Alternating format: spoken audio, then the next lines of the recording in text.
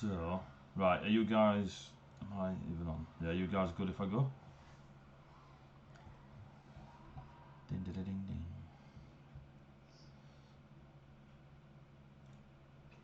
Hello, did that work? Can everybody see us? Yes, it does appear. They can't hear us though. They can't hear us. Give me a sec. Ding, ding, ding.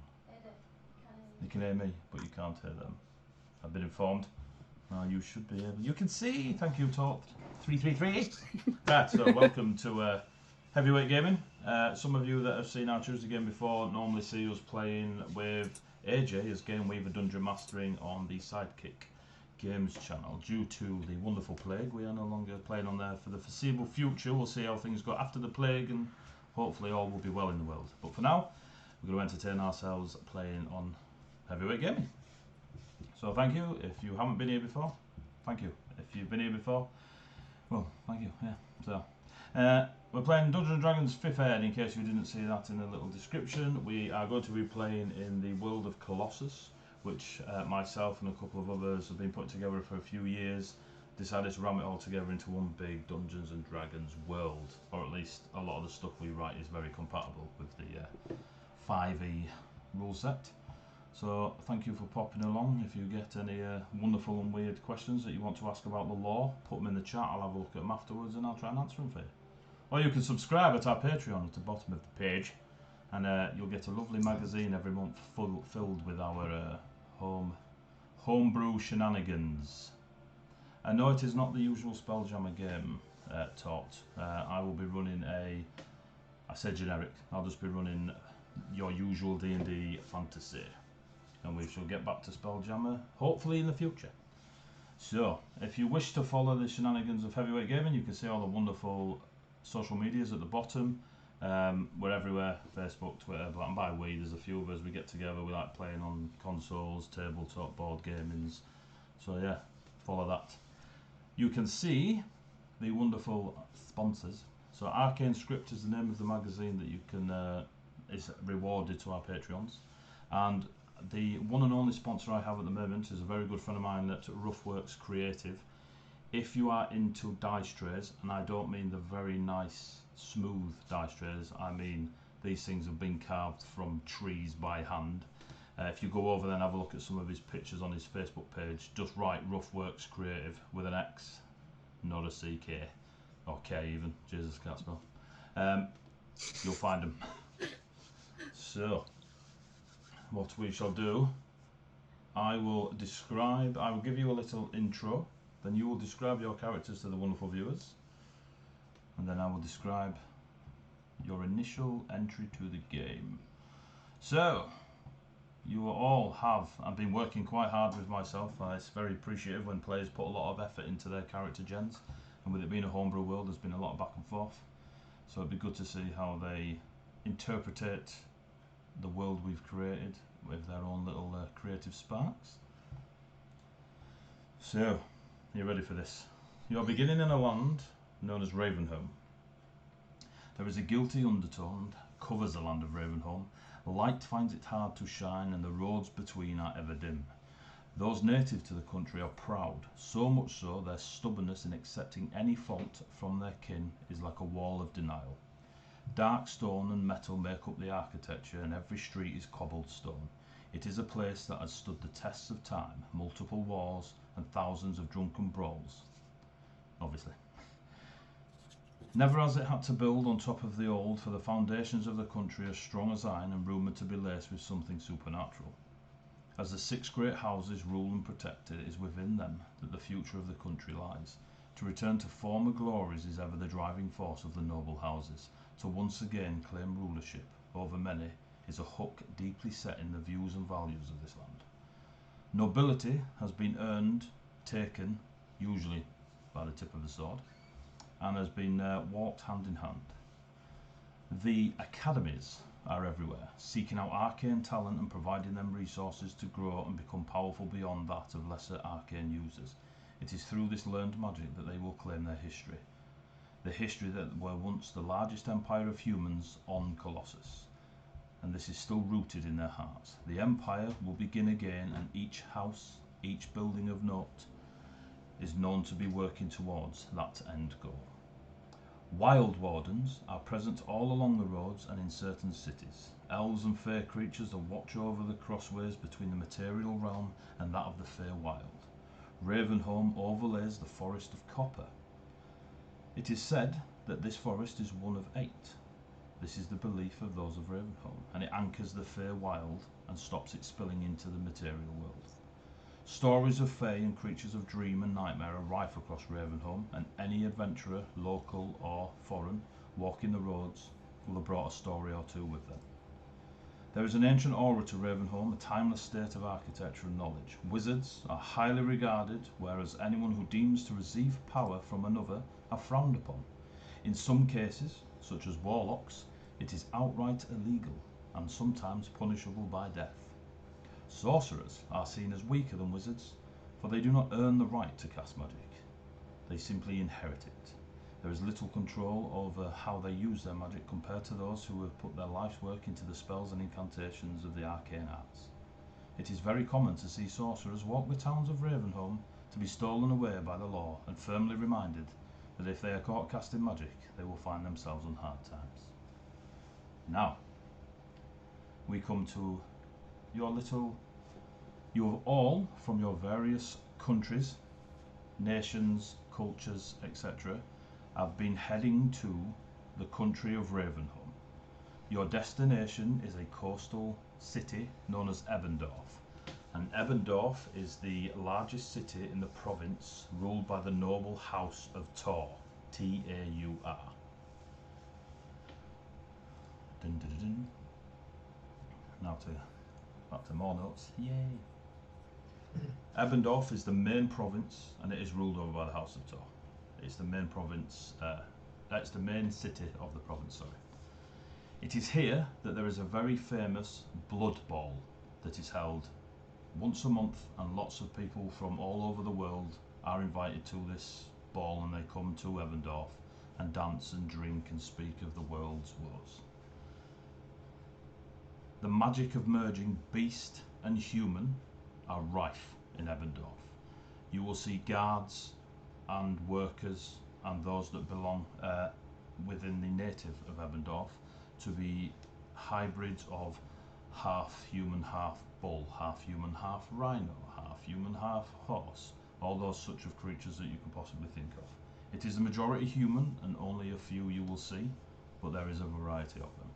It is a very physical city, and the persona of most of it is that the locals choose strength over most other virtues of leadership.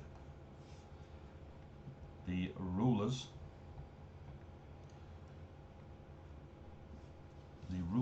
are, all over this, more tabs. The rulers of Ebendorf and the ruling family of the House of Tor are Vincent and Corina Mortiz, and they rule from Ebendorf. Ebendorf itself is a city split into 5 districts, one that deals with the merchantry, one that deals with the very large docks. Ebendorf is a massive city. You have the academic district, the district for the nobles, and the district for the military. They all have their various names and flavours, which you will find out along your path. You are all on a boat.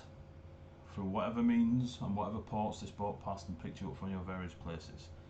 This boat is quite a large 3-mast ship, and it is known as the Oaken Whale, and is crewed by a lot of druidic dwarves, their druid speciality being the sea. And they are bringing yourselves to Ebendorf. On the way to Ebendorf, you are a couple of days sail coming up the coast of Ravenholm towards Ebendorf. The ship is anchored and you sail or row ashore to a very small town called Skibberwick. In Skibberwick, you are resting. You are just taking a moment's pause before finishing the final leg of your trip to Ebendorf. Skibberwick is a small town. The flavour of Ravenholm is still strongly felt there in its darker stones and greyer skies and there is an element of less light in this country. The people working there are casual fisherfolk, dealing with wicker baskets, making fishing line, and doing very simple things. It almost appears that Skibberwick is nothing more than a fishing town with a quite busy tavern, because it seems a common thing for ships to stop here for a pint or two before going on to Evandorf. You will be sat within this tavern called the Hanging Hawk, and you are sat with your respective friends, family, allies, foes, etc., separated from one another, I would assume. And we are going to go around you all now to describe your characters before you receive cutscene number 1. So, I will go with AJ first, as you are in the top left hand corner, and I will go around you all. So AJ, describe your character please to the wonderful viewers. Hello there. So, the gentleman you're currently seeing is currently sat down at a table, sort of squirreled away from as many people as possible. He's got a hood up, but beneath that you can see sort of beginnings of some short, dark blonde, almost light brown hair with a bit of a spike to it. He has a small, almost goatee-like beard, and a pair of sort of very steely grey eyes that seem to be looking around almost everywhere, like he's waiting for somebody to come through the door or the window or from behind the bar, or from general paranoia kind of look about him. He's otherwise dressed in what seems to be dull red kind of twill cloth trousers and a matching sort of short-sleeved shirt underneath this little bit of a cloak as well. On his left-hand breast, there is a slight splash of colour. It's almost like a little bit of sort of silvery white pink through the middle of it. But he is making sure to keep it hidden from everybody. Are we allowed weapons here, or are they checked at the door? No, you are free to carry. No one is. There is not a heavy enough presence. There doesn't even seem to be a militia. They are a fishing town. They just happen to have a popular tavern that sailors and passengers stay off for a drink. Okay, then you will also see across the top of his table, he's going to have what looks like a short sword and a rapier in an almost like duelist set. There's a tiny bit of a curve to each of them that seems a little bit not quite from around here, or from, I imagine, most of you have been. Beyond that, just a big pair of crap boots that he's got on the table, folded over himself while he's sat there with a drink. Lovely. And now we will move on to Griff. Cool.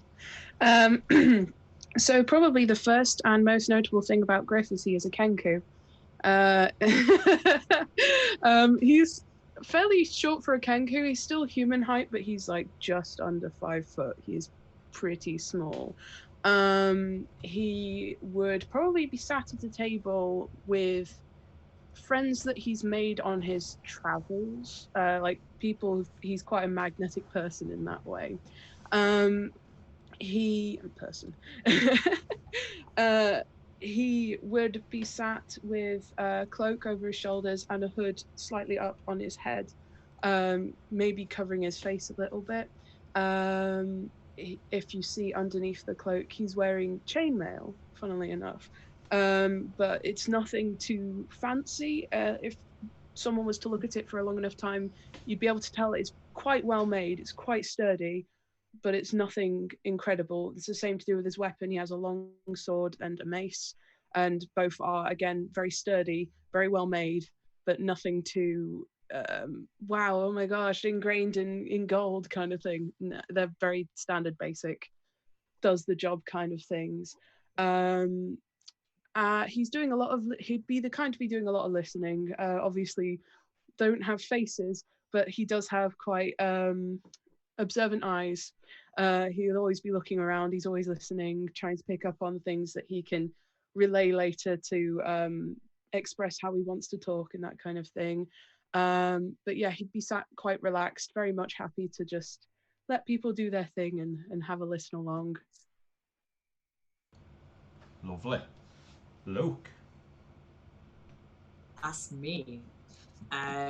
So this character you will see is very much part of a matching set.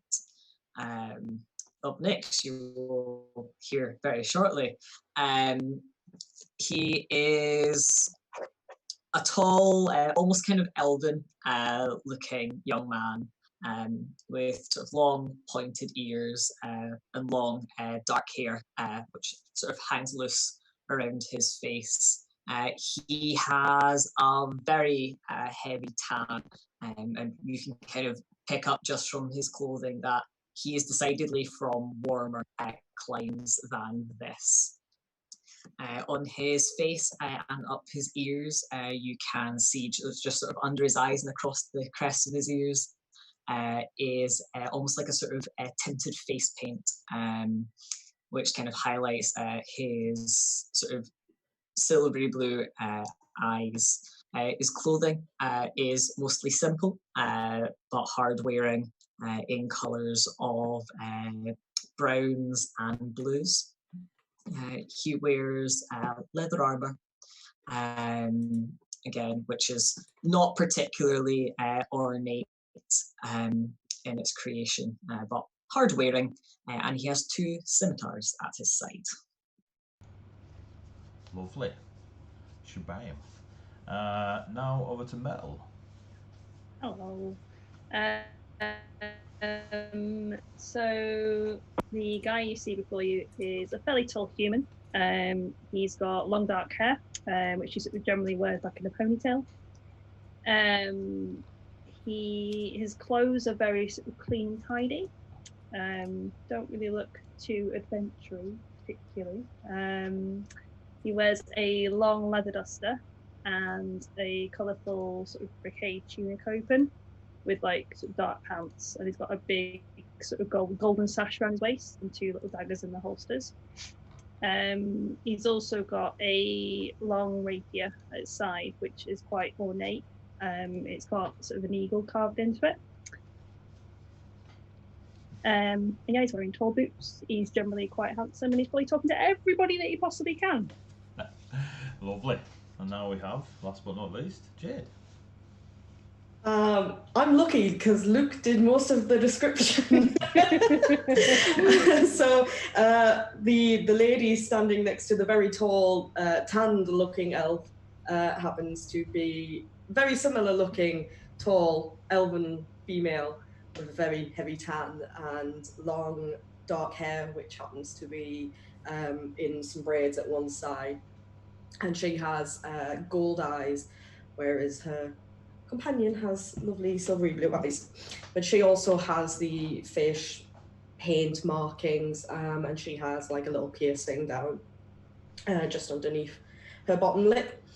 Similar clothing, very hard wearing, looks like it's made for traveling in warmer climates in sort of the browns, yellows, a little bit of turquoisey blues colours.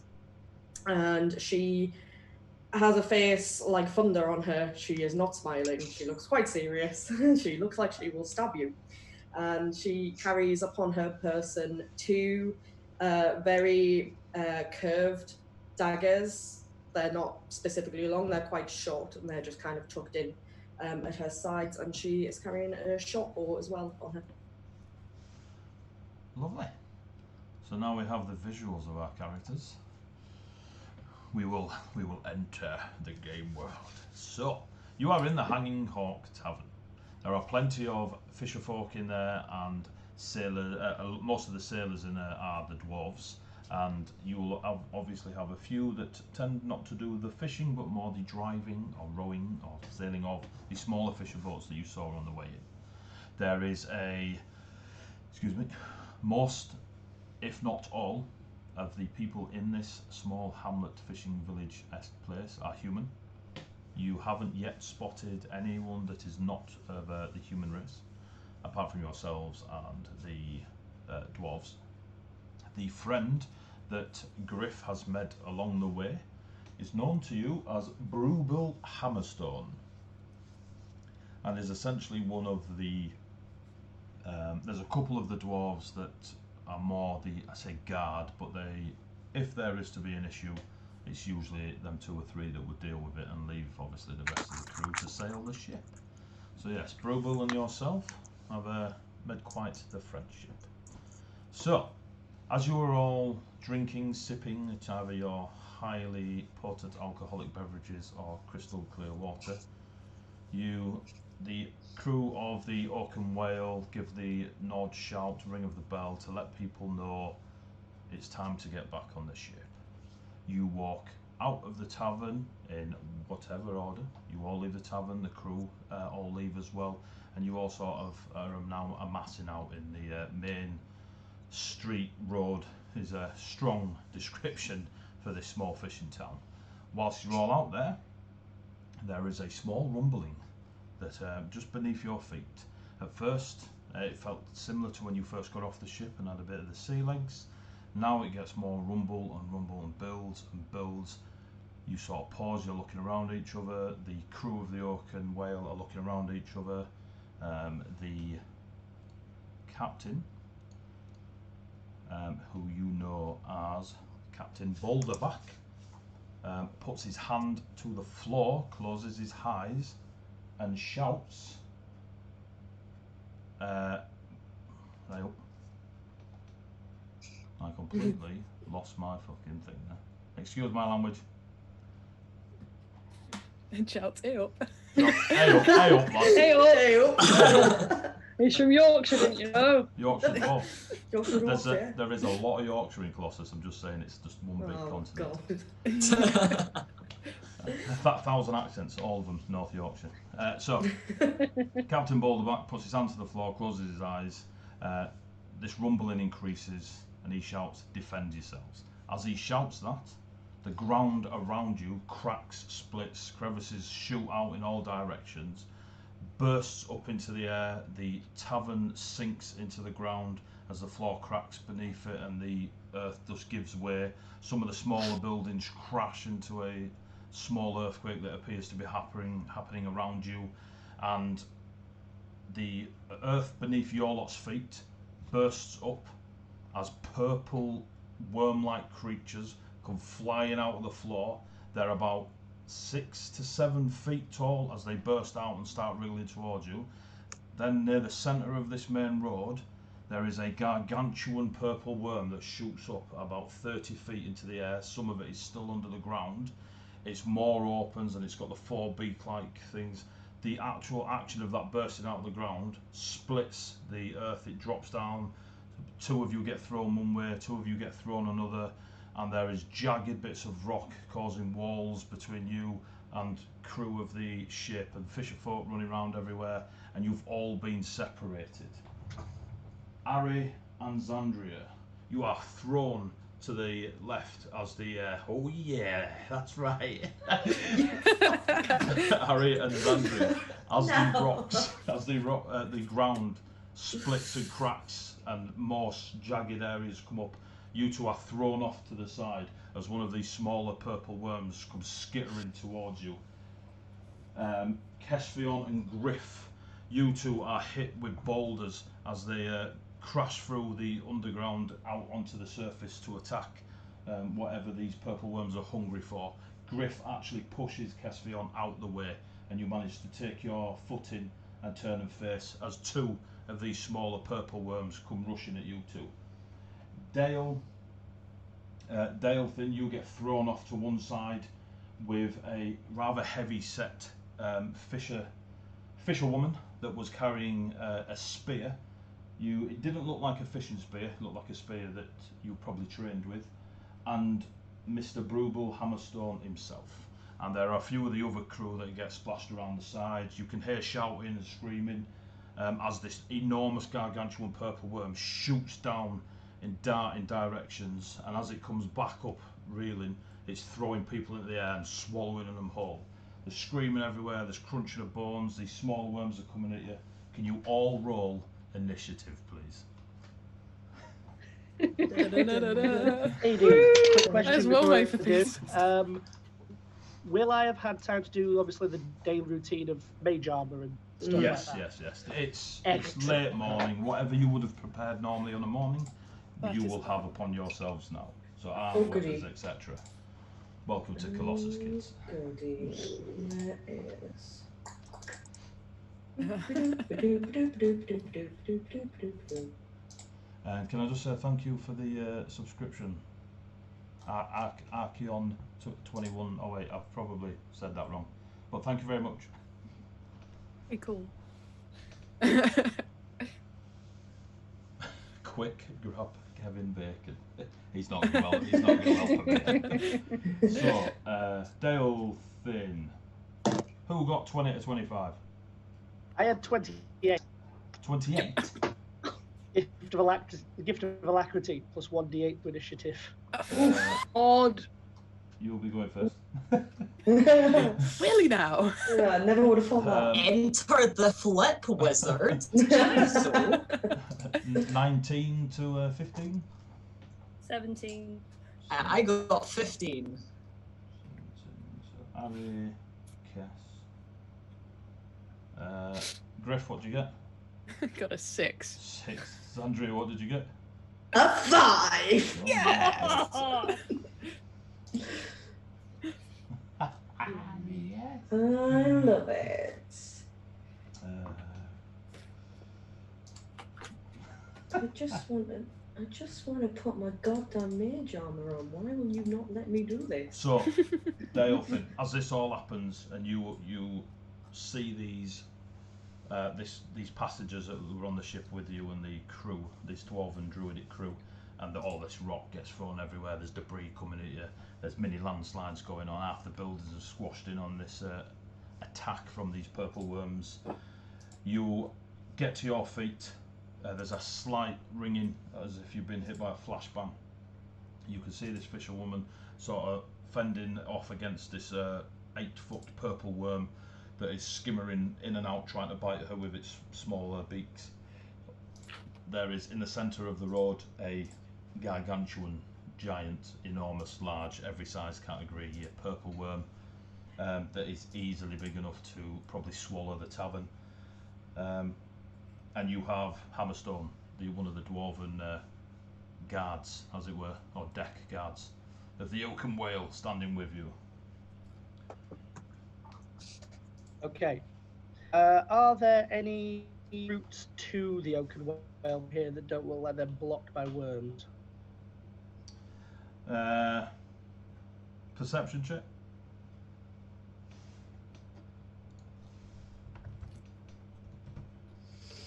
Nine. Yeah. You're too distracted by the purple worm that's about 20 feet from you to be getting a good eye on what else is going on around. Seems fair. Okay, I will draw my rapier and look around to see if there's anyone in particular, imminent. My face is about to disappear into a worm. If there isn't, I'm just going to charge this big bugger in front of me and try and get into a decent flanking position to help the fish. So the fisherwoman and Hammerstone engage the smaller worm, and you run to aid them in that smaller. Well, I say smaller, it's 8 foot, but yes. Cool. You are more than able to give yourself positioning to have an advantageous attack. So strike with advantage. All right, bear with me a second. It's weird having a character sheet. Welcome to our world. 22 to hit. You ever so slightly. You just clip it, mate. Just. Understood. Actually, hang on. Is that a bonus action or is that an action? Yeah, I'm gonna use a bonus action before I come in to basically start singing the Blade Song for the Blade Song feature. Makes no difference to the attack. I just want it for the counter attack. Cool. Total damage is 7. So you use your bonus action to enter a song, yes? And you are humming. Yeah, and kind of barbarian words, rage-like. Yeah, these words are flowing around you, and you almost zen out and do how much damage? Total 7. 7. Cool. So you are swinging rapier, yeah? Yes, I am. Coolios. So with your lovely rapier, you stab away, Mr. Delphin. Stab away. And that is your turn, correct? That is. Ari, to your right-hand side, there is a few of the locals from the village. There is a couple of the dwarven ship crew that are unconscious on the floor. You see the golden-eyed, from the desert lands passenger, about 10 feet from you, and this 8-foot, 7.5-foot purple worm skittering towards neither one of you in a direct line. It almost as if you three are in a triangle, and it's at the point, and it doesn't really know which one to go for just yet, but it's coming forwards. Okay. Harry will pull his rapier, because he also has a rapier. This is not a remake of Zorro, honest. So many rapiers.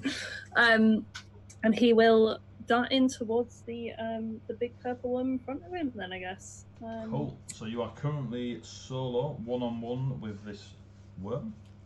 That's what I was going to check. Do I get some... Well, we'll see if we can hit it first, You shall do indeed get your... oh god, this is where you see just how bad my maths is. 16 plus 5 is 21. Jesus, yeah. That clips. So you thrust out with your rapier. We need a D8, and we need 2d6 for sneak attack damage. This is so exciting. For those at home, Ari is a swashbuckler.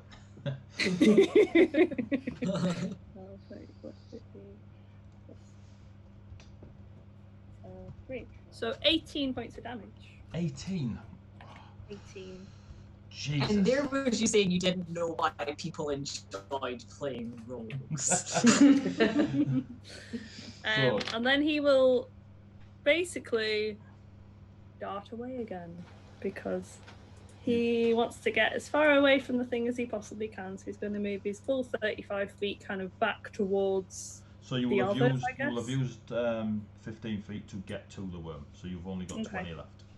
Well, so whatever he's got left, he will move, try and get back away from the worm as far as he can. So Ari darts forward, cat-like grace, thrusts out with a rapier, goes straight through the worm right to the hilt, whips it back out, and is away again. And the worm is unable to strike for any opportunity whatsoever. Welcome to Swashbucklers.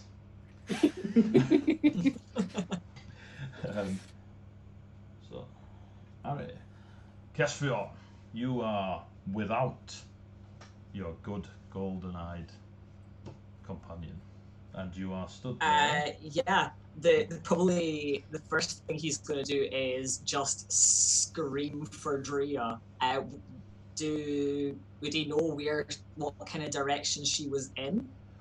Give me a perception check with disadvantage, as you were all thrown in I was going to say, directions. he's so good at those anyway. You currently have, there is you, a Kenku in armour, and 2 purple worms is the only bit in your area of the town. That is a whopping 9. With your whopping 9, other numbers are available, just, you know. You look around in a bit of a panic, wide-eyed. You can't see, hear. You've got no clue. You're disorientated from the worms coming out of the ground and throwing everyone everywhere. The only thing you know is there's a couple of dead fisherfolk, an armoured Kenku, and 2 8-foot purple worms coming snapping, one towards you, one towards Griff. Or the one you know as Griff, the Kenku. Well, sack this for a game of soldiers. If you can't see Drea, you can't get to Drea, so he's just going to kill stuff, because that's the other thing that he is fond of doing. So you dart forward 10 feet to engage the purple worm in front of you. Yup, and that is a 19 to hit. Your 19 strikes. What are you using? Scimitars, is it? Yup, 2 scimitars. I got 1 in each hand. So you go spinning in. Your 19 does indeed hit. That is a 6. And then is it dominant hand then offhand, or is it offhand then dominant hand? You can't use your offhand unless you use your dominant hand. Okay, cool. I couldn't remember Yeah. which way I went. So it'll be dominant hand for the first strike, and then it will be offhand attack for my bonus. It's always nice to remember when you get magic swords.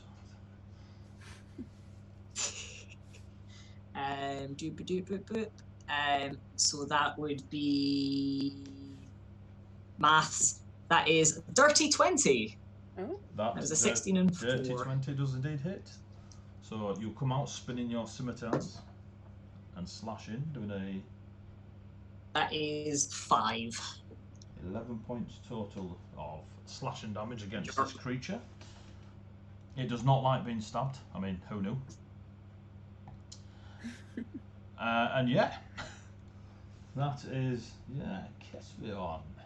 Griff, you've just seen the silver-eyed companion go slashing in, spinning 2 nicely crafted scimitars, or they at least look it from your keen warrior eyes, slam into one of these purple worms, and with extraordinary finesse, slash it. You've got another one that's snapping its beaks towards you. It's about 10 feet from you. how armored does Kesvion look? Probably not going to matter, but just curious. His armor leans more towards his nimbleness. Okay. Before he does anything, he's going to cast Shield of Faith on Kesvion. Ooh. As a bonus action. That is.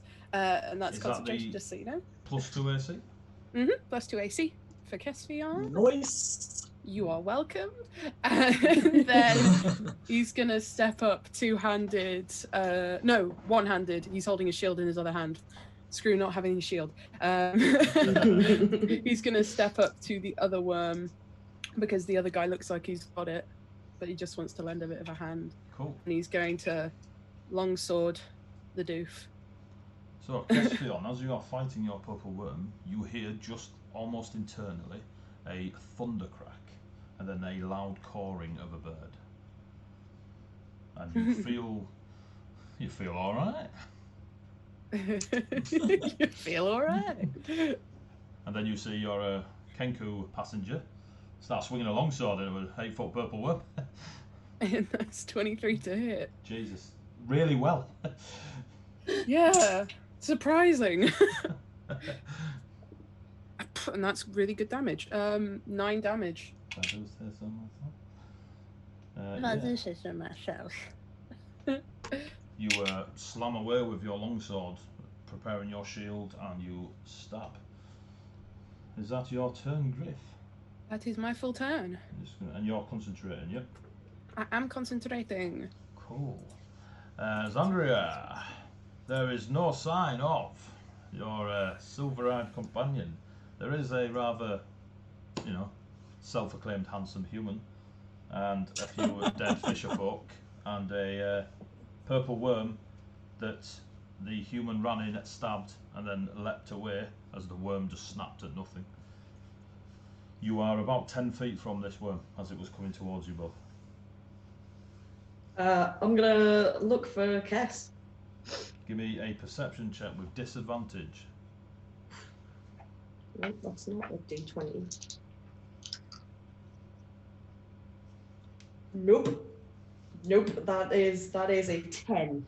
Very similar. The small earthquake that's just happened with this gargantuan 30-40 foot purple worm that's reaching out the centre of the road and all the jagged rocks everywhere. You can't focus enough to see if you got turned around or which way you were facing, and you cannot see Kesvion. Saddest of times. In that case, I too will look at the purple wormy boy, and I will draw my short bow, and I will smack it in the face with an arrow. Cool. In one fluid motion, fire. Do you do anything with your bonus? I'll get to my bonus in a minute if I actually have anything.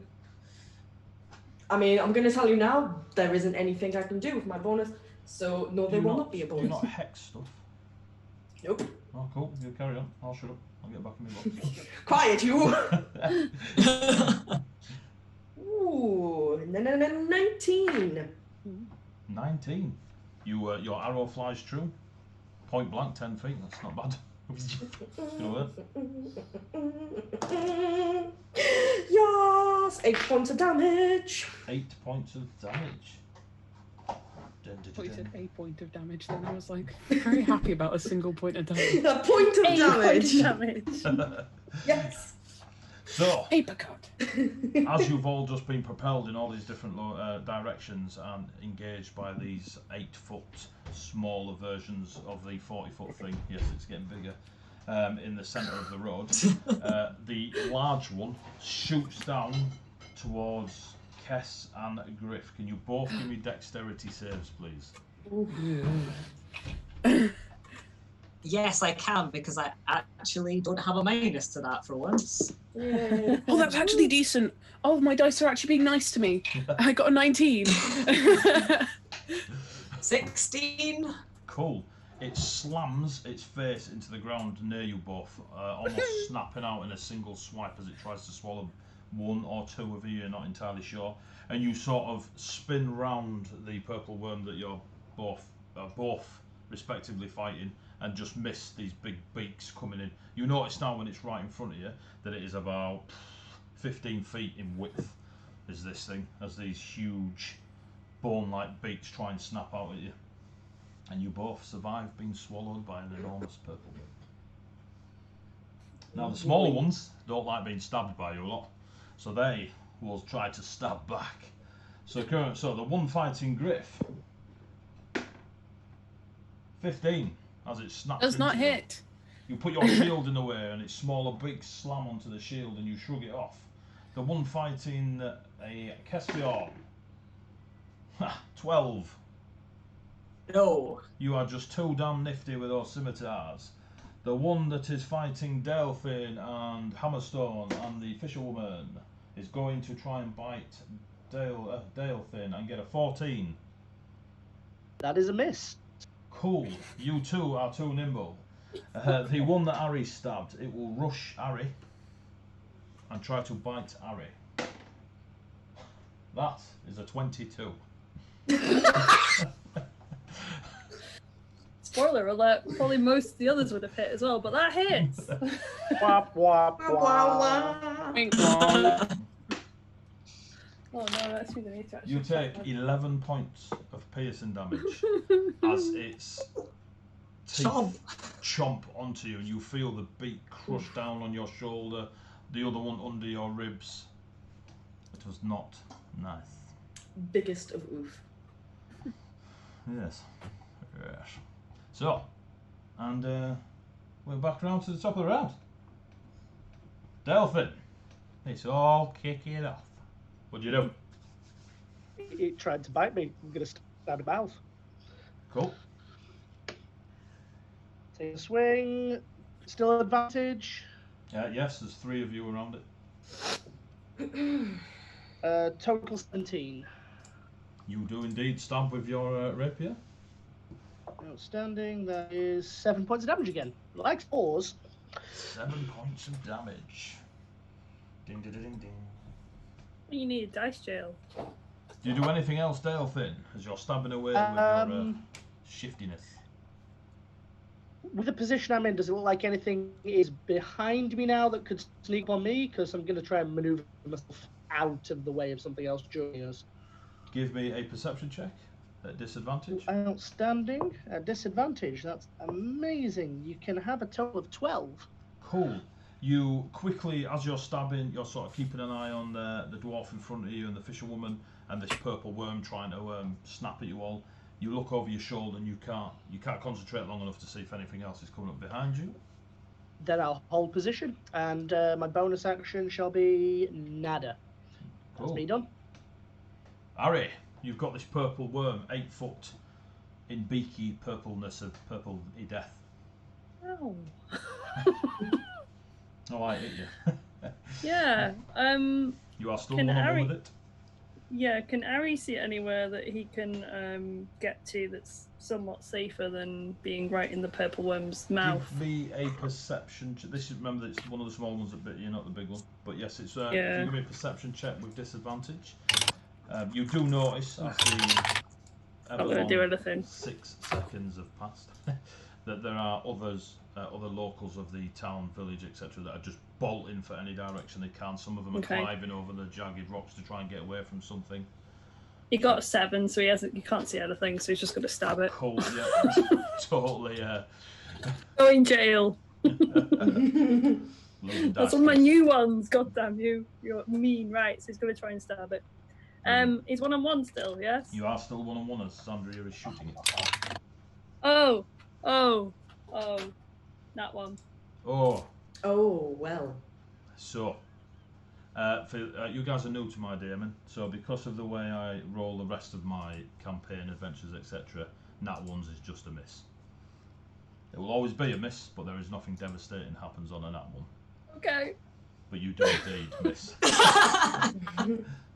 You lose an eye, but nothing devastating. We can all unclench now.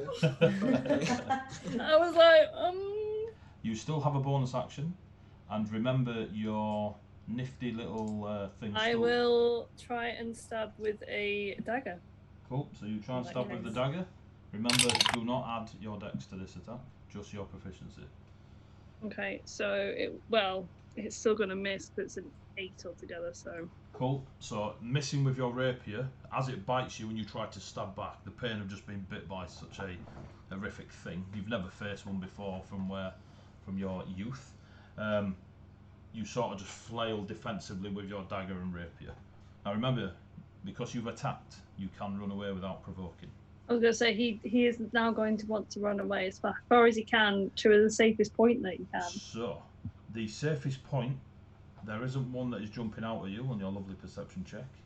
So you are almost to Ari's eyes, hemmed in from all the, imagine these broken rocks and the little earthquake has caused almost of a stone wall. How further away from Xandria are you running? Because Xandria hasn't moved. She's stood there, fired her bow. So you was about 15 feet from her the first time you ran away from the worm. You said there was some other people. There are like some fishermen. like villager types that are trying to run and look for places to get past the rocks. He'll probably just kind of move back towards the rocks, so he can get something at his back, kind of thing. Cool. So that'll and put maybe you try and kind of ish look. 30 yeah. feet from Xandria. Yeah. Yep. Cool. Is that Ari's turn? Mhm. Lovely. Guess we on. This an enormous purple worm just tried to eat you, and now the two little worms are still trying to eat you. I think he is going to try shouting for Drea again. And I think he is going to try and do this nasty wee worm Swing away. again.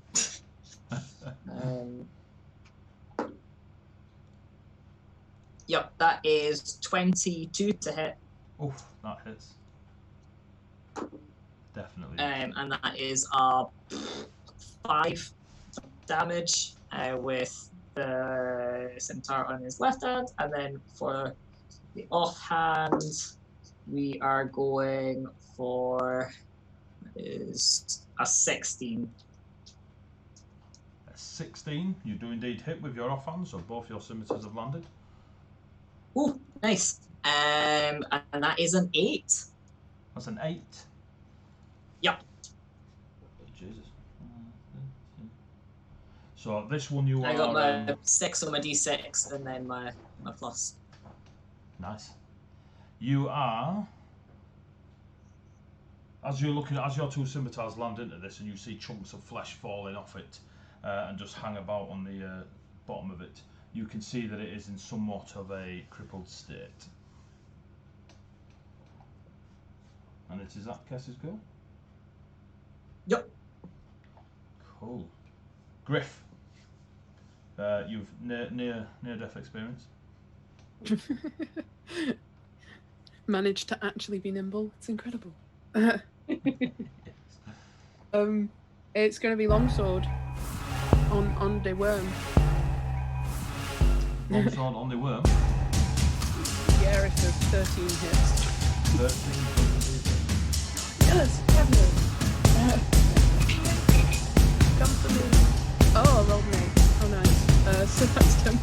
damage. Nice. That'll definitely do it. Jesus Really Christ. don't usually roll this Bird well. is the word. There is the word. The word. The bird is the word. So the worm in front of you is, yeah, he's not like a bit stabbed really well with this longsword.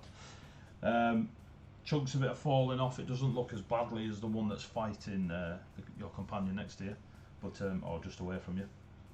But it's definitely getting a bit of a whooping off your little Kenku self. Hee. You done? That is me done. I'm And just you- keeping up that spell. Cool. Zandria. It took a chunk out of the human, and And I laughed. you laughed. Ha ha ha. I just love the pantomime-ness of it. Yep. Once again, I'm gonna call for Kess. And how close am I to this wormy worm? How close are you to it? You were about 30 feet from it now as it shot across. Okay, I am going to.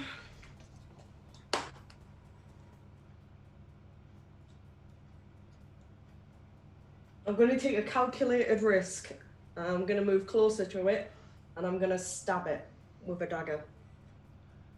Okay, so you step in with your dagger. Yep. I've got 2 daggers. Cool. So you're going to swing both? Yep.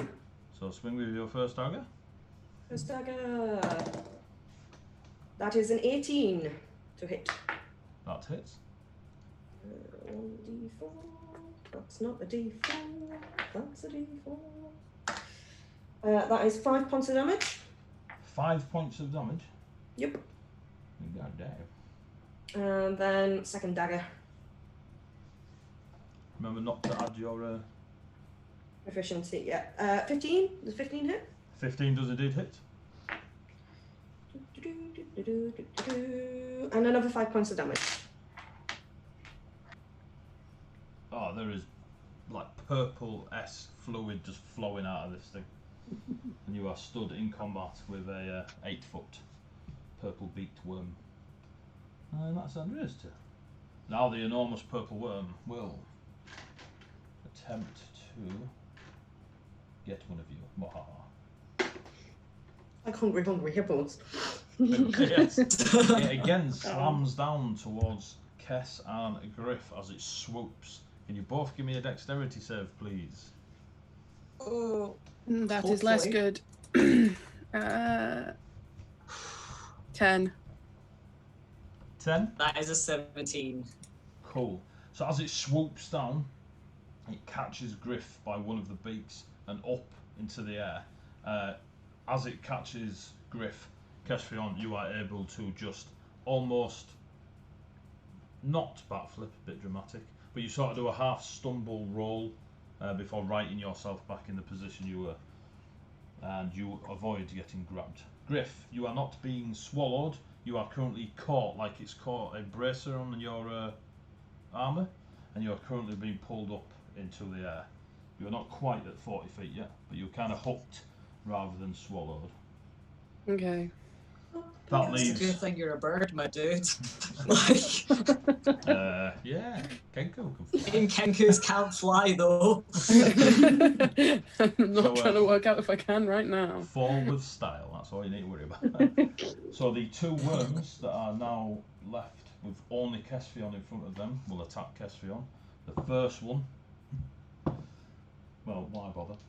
They both come in to try and bite you, and you are just out of the way, spinning your scimitars.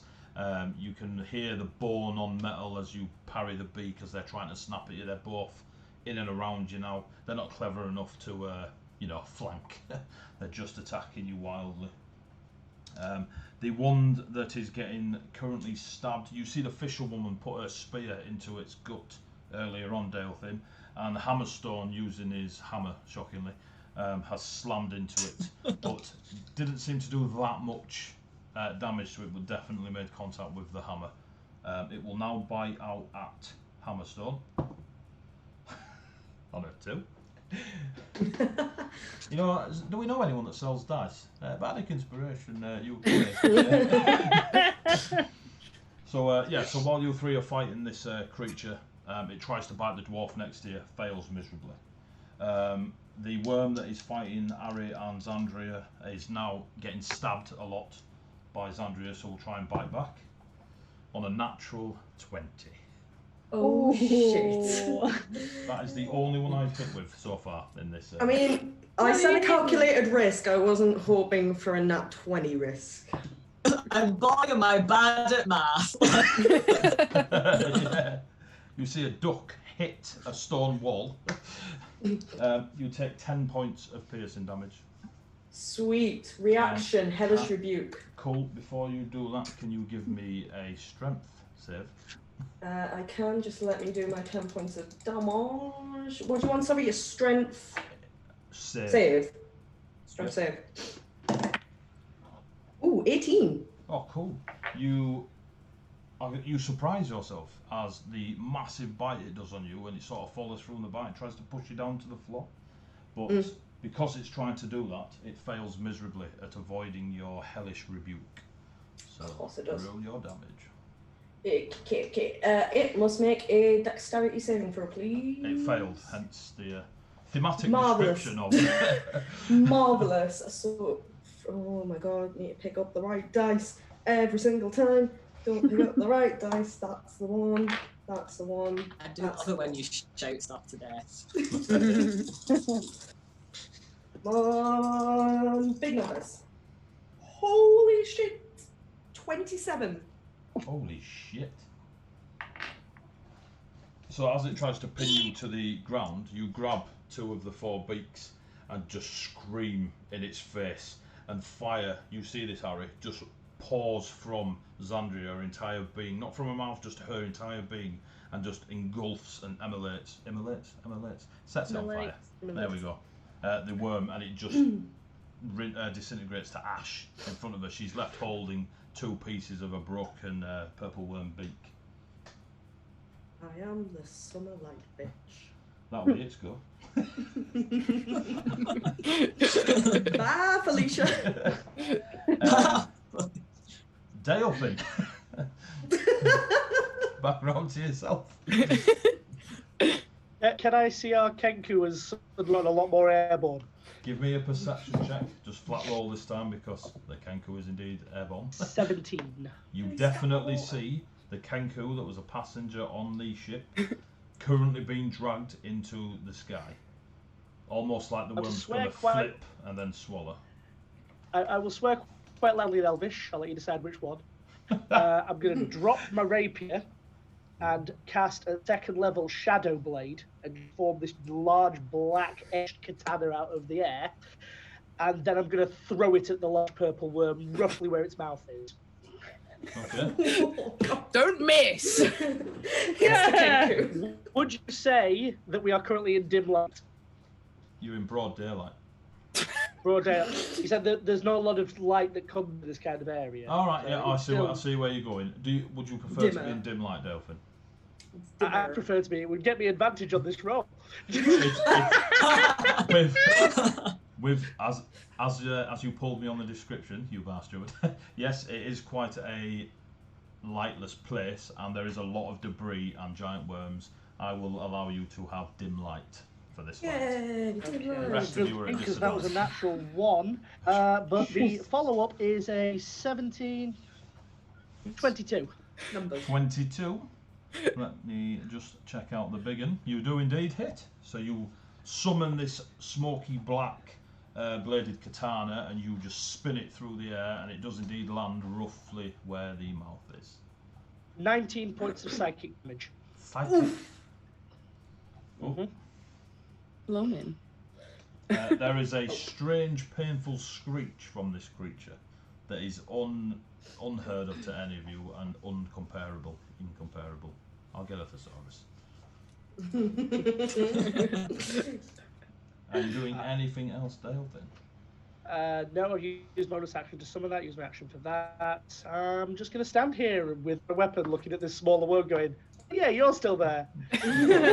Oh yeah, you exist. Oh, hello. So, Ari, you are currently not encased, but Encased. encircled in sort of these makeshift, unnatural stone jagged bits to make it a bit of a wall.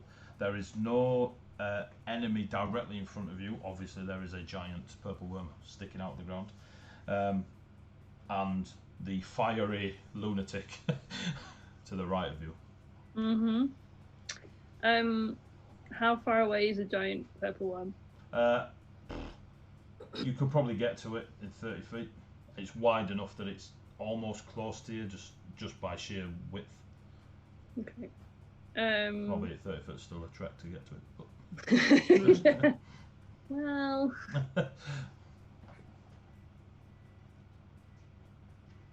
And can he see the Kenku? That's the question I need to ask now. You I'm going to roll give me a perception check. So that's what roll. you're going to ask me.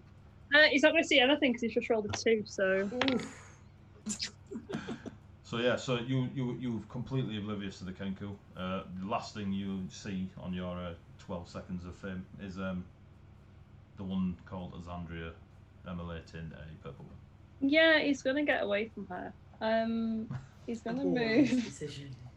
Wise decision. Yeah. He's going to move over, like.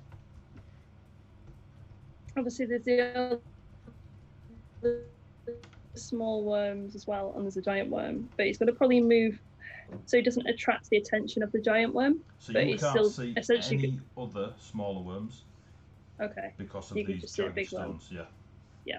Okay. He's gonna move a bit closer to the giant worm simply to get away from Zandria. Okay.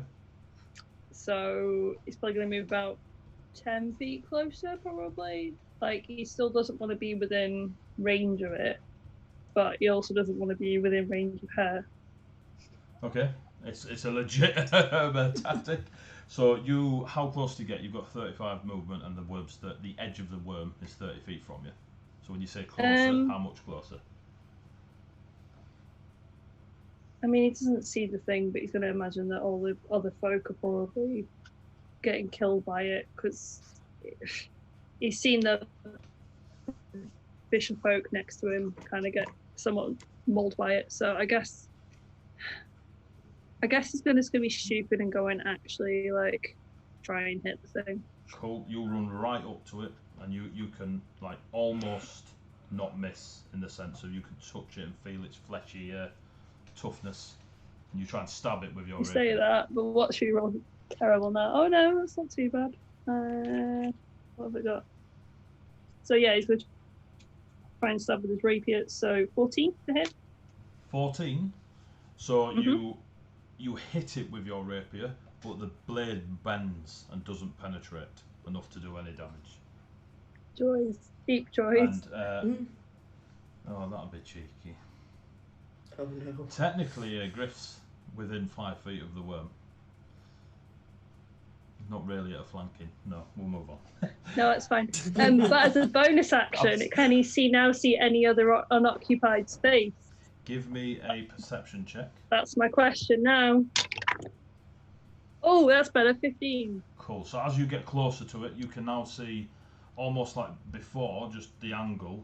It looked like a flat stone jagged wall where it had erupted. Now you can see it's sort of like segmented back. So now you're at the, when you turn and see those weird pictures, you can now see down, and you can see the dwarf called Hammerstone that you've seen on the ship, fighting with the elf, and a woman that seems to be stabbing a spear into one of the smaller worms that you can make your way into. Okay. He sees that. He'll know that Hammerstone is one of the essential guards on the ship. Yep. And that it'll probably be safer to be with him, so he's going to Misty Step. Oof. Cool. So you Misty Step to them. How far can you Misty Step? 30 feet? 30 feet. Cool. So As a bonus this action. leaves you 10 feet short of the actual melee that they're involved in. But That's you fine. do indeed go. Yep. Zandria, give me an Arcana check. Surprisingly, I don't get any bonuses to this. 10. Cool. You just see the human run up to the purple worm, stab it with their rapier, and then disappear. I would, regardless of that 10, I know exactly what that is. Could have been a spell. Would have been the one. I know what that is. I definitely know what that is. So that is Ari's go. Yep. Kesvion, you are fighting 2 of these purple worms now as you've just seen the Kenku get flipped into the air, and it's on its way up as the worm is currently reeling. Griff's having flashbacks of falling out the tree. This is because you said you were happy, Kate. When I'm attacking, do I have to attack the same enemy? Nope. As long as they're within range, you can go tap tap. I'm presuming they are either in range or I can make myself within They are range. both on you, like they are definitely on you. They You are. can hear screams up, behind there's no you. cool. Okay, so that is dirty 20 with the dominant hand to hit one of them. Is that the one? Are you hitting the one you've been fighting? Is that the one you've been fighting? Yeah, we'll say that guy. Cool. We'll say that guy. And that is 7 in damage. 7. So as you slash with your scimitar, there is a wound that just peels open to about 8 inch in width, and the worm just limps onto the ground. Lovely. You have 1 remaining. Okay, let's hopefully body the other one. That is 15. 15 hits. Yep, no, that is counting. 15 hits. And then that is another 7 to hit. Another 7 damage. Cool. So this one's looking pretty blooded. There's chunks hanging off it after the long sword from Griff. A couple of really decent chunks into it. You know, you're fully aware of what a good wound looks like on a creature. You reckon you've got this. Can I action surge? If you so wish. It does mean you only, I would like to use one of... only get to swing once. You don't get your bonus action Yep. again. You just get your... I know. Cool. That is 22 Definitely. to hit. Just clips it, mate. Just clips it. And that is my cat bringing the entire flat down on its head by the sounds of it in the other room. And that is 5 points of damage. So, you slash with your scimitar on the one that's been bugging you. You see the one that was fighting the Kenku come over and join in and try and snap at you. You slash with your scimitar that way, and you're like, yeah, it's all or nothing. And you just summon that inner strength and swing again, giving yourself a bit of a boost of adrenaline. And the one remaining is looking on its way out. Hanging. It's hanging. It's hanging, lad. Hanging. I'm assuming you're not going to move, or are you? No. Cool. I would just need to run back up to it later. Griff, you are currently sort of hanging like someone's just got you by the scruff of the neck on its beak. It wasn't a clean grab. How high up? You are about, as it's reeling, you're about 25 feet, 30 feet, coming 30 feet. And that that blade that happened from Delphin, did I see it? Did I know where it came from? Does it disappear, AJ? It will disappear after made contact. It's also, since concentration spells, coming back into my hand in a minute. So yeah, you do see a black smoke enveloped katana spin through the air, hit this gargantuan creature just below where you're like sort of swinging, and then poof, it just fades away into mist. Yeah, Griff ain't going to connect the dots. He just thinks that's just come out of nowhere. Very lucky. Throwing katanas about. Man, he's stupid. Welcome to stupid characters. No. He's gonna. Let me think. So you're currently hanging. You've got all your, you're not restrained, grappled, or anything like that. You are just unluckily Hanging. caught. Yeah.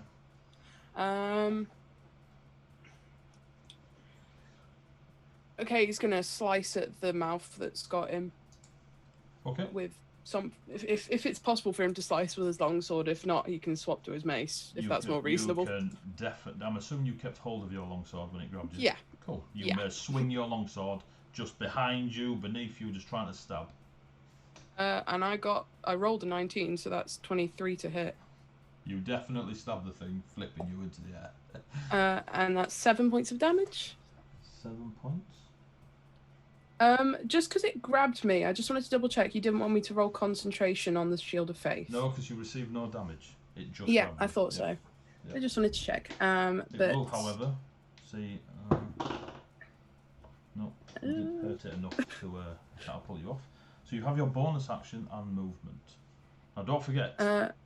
Oh, we have a raid. We have a raid going on.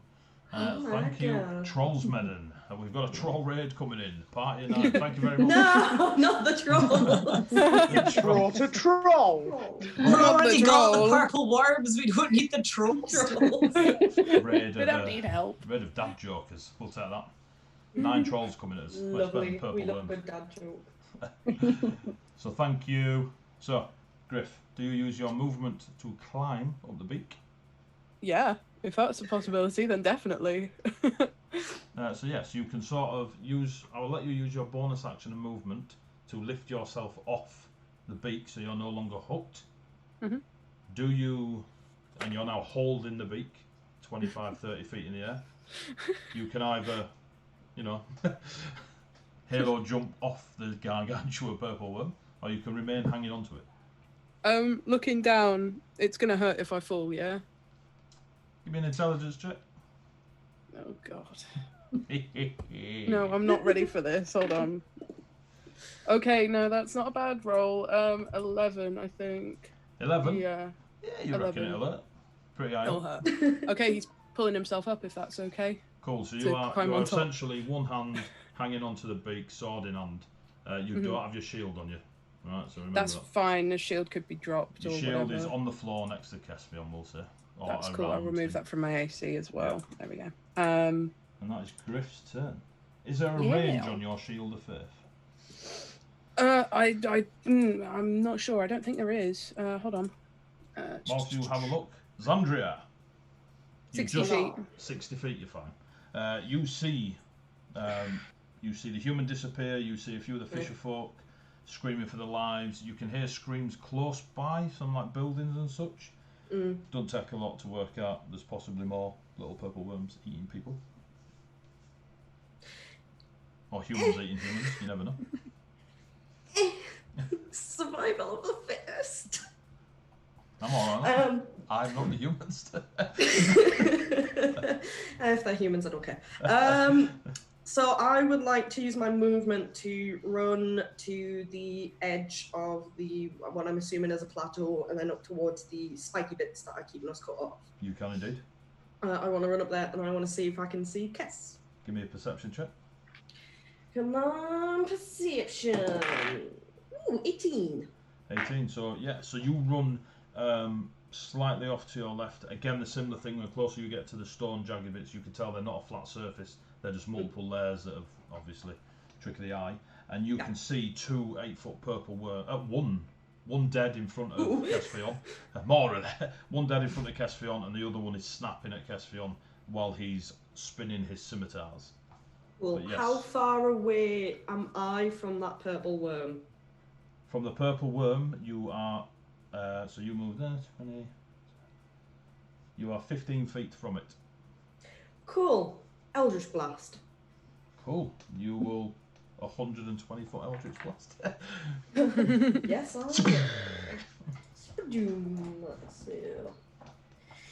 Let's see what I get. It is an 8. An 8. Yep. You unfortunately just miss Kespion as your Eldritch Blast comes shooting across.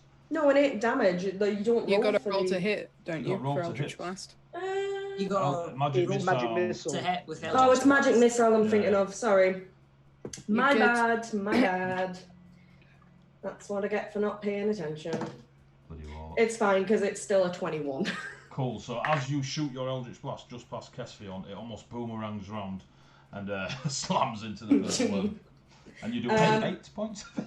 8 points of damage, and I also have one of my Eldritch invocations is Repelling Blast. So when I hit a creature with my Eldritch Blast, it gets pushed away 10 feet away in a straight line.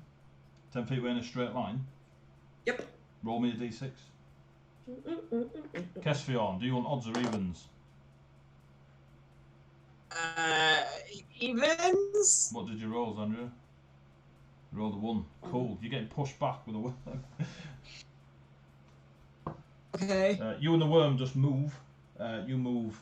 It moves 10 feet, pushing you out the way, and you take 2 points of bludgeoning as its heavy weight just slams into you, and you get a bit of a bruising on the bridge of the nose. That's okay.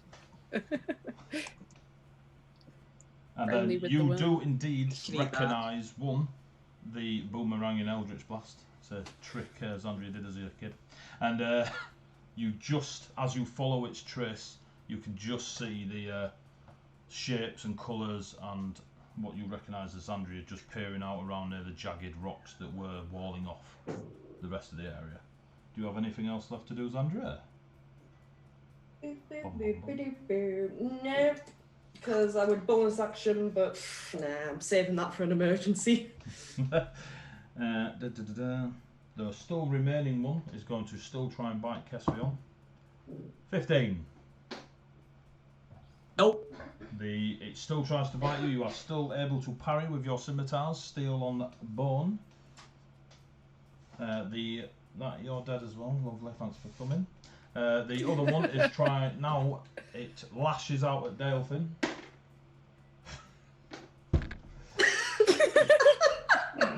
Let's just leave that description there. It lashes out at Dalefin.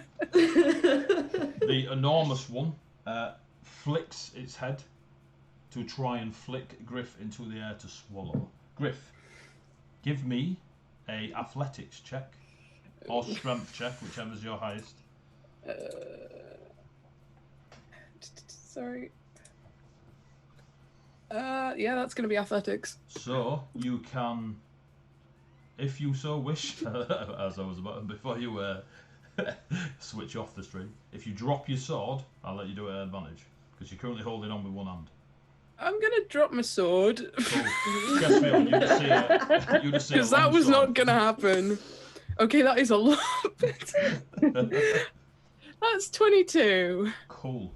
So as it flicks its head, you feel your grip going on your one hand, and you're like, not today. You just let go of the long sword and grip with both hands, and it flicks you, your feet come off, and you grip hold of the beak, and it sort of flicks and then snaps together, thinking it's catching whatever it's flicked in the air, and obviously there's nothing caught. But you are now at the full 40 feet in the air, and there is still some of this creature under the ground. But you do have a mace on you, so that's good. Yeah, that's the fun part. Dalefin, I'm assuming you are Molnir. Pretty much. As it sort of lashes out to me, I'm going to step around it, reach one hand up, spawn a new one out of the air with my bonus action, and then carve this thing in the face. Whoa. Well, Woo. Why not, kids? Why not? Party time. That is a 14... 19? 19 hits. Still a better story. Love story than Twilight. Amazing. I should probably stop 14 reading. points of psychic damage. Psychic mother kipper. hot damn. As your smoky black-bladed katana slices through it as you summoned it, you are used to seeing those sort of strikes end a foe, and for a brief moment you think it's about to keel over, but there's something just keeping on its last legs, worm legs that you can't see beneath it on the ground. So, Harry, it's your go. Okay, joys. You are 10 feet, did I say? from the fight. You've just seen Dalefin, the elf, summon a smoky black bladed katana out the air and slash into it. Well, he looks more useful than certain other people that put certain things on fire. So. To be fair, You setting on fire Don't bring was me very into useful. that. I'm out of You are so lucky that Sandra cannot hear you. He's not saying it out loud, he's just thinking to himself. So he is going to try and attack the So you step big in. purple worm. You have advantage. There's everyone around them. There's 4 of you around this thing now. You have advantage. So you still get your sneak attack. Oh, I didn't even see what the first one was. That was dumb, wasn't it? I just rolled it and then rolled it. That is amazing. Right, look. That is brilliant. Right.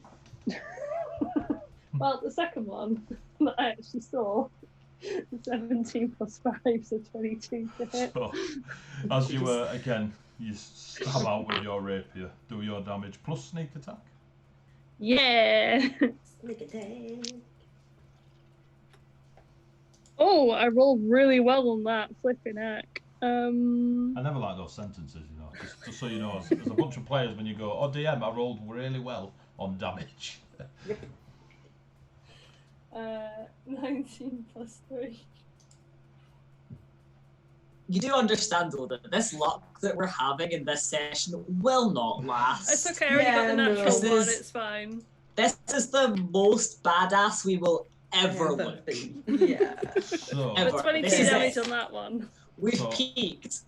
Ari, what damage did you get? 22. 22. I rolled an 8 out of a D8 and a 6 and a 5.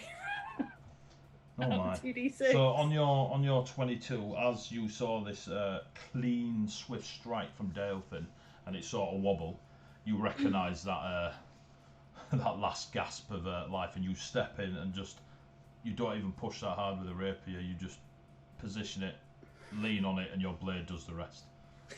This thing just slides off your rapier onto the floor. Oh. I'm Step going to look back at to Ari and avoid just the blood. go, cheers. You still have your bonus action, and you still have your other thing that you do in Dungeons and Dragons, movement. A movement. You got How 25 feet of movement left. You quick rogue, you. Okay. How close is the other? Is there still one worm left? Where you're stood right now, you have Hammerstone, the dwarven guard from the boat. You have the fisherwoman with her spear, who is looking absolutely petrified and kind of just fighting on instinct. You have the ever cool Dalefin. You have a 40-foot, at least what you can see of it, gargantuan purple worm sticking out the main road. There are more jagged stone blockades around.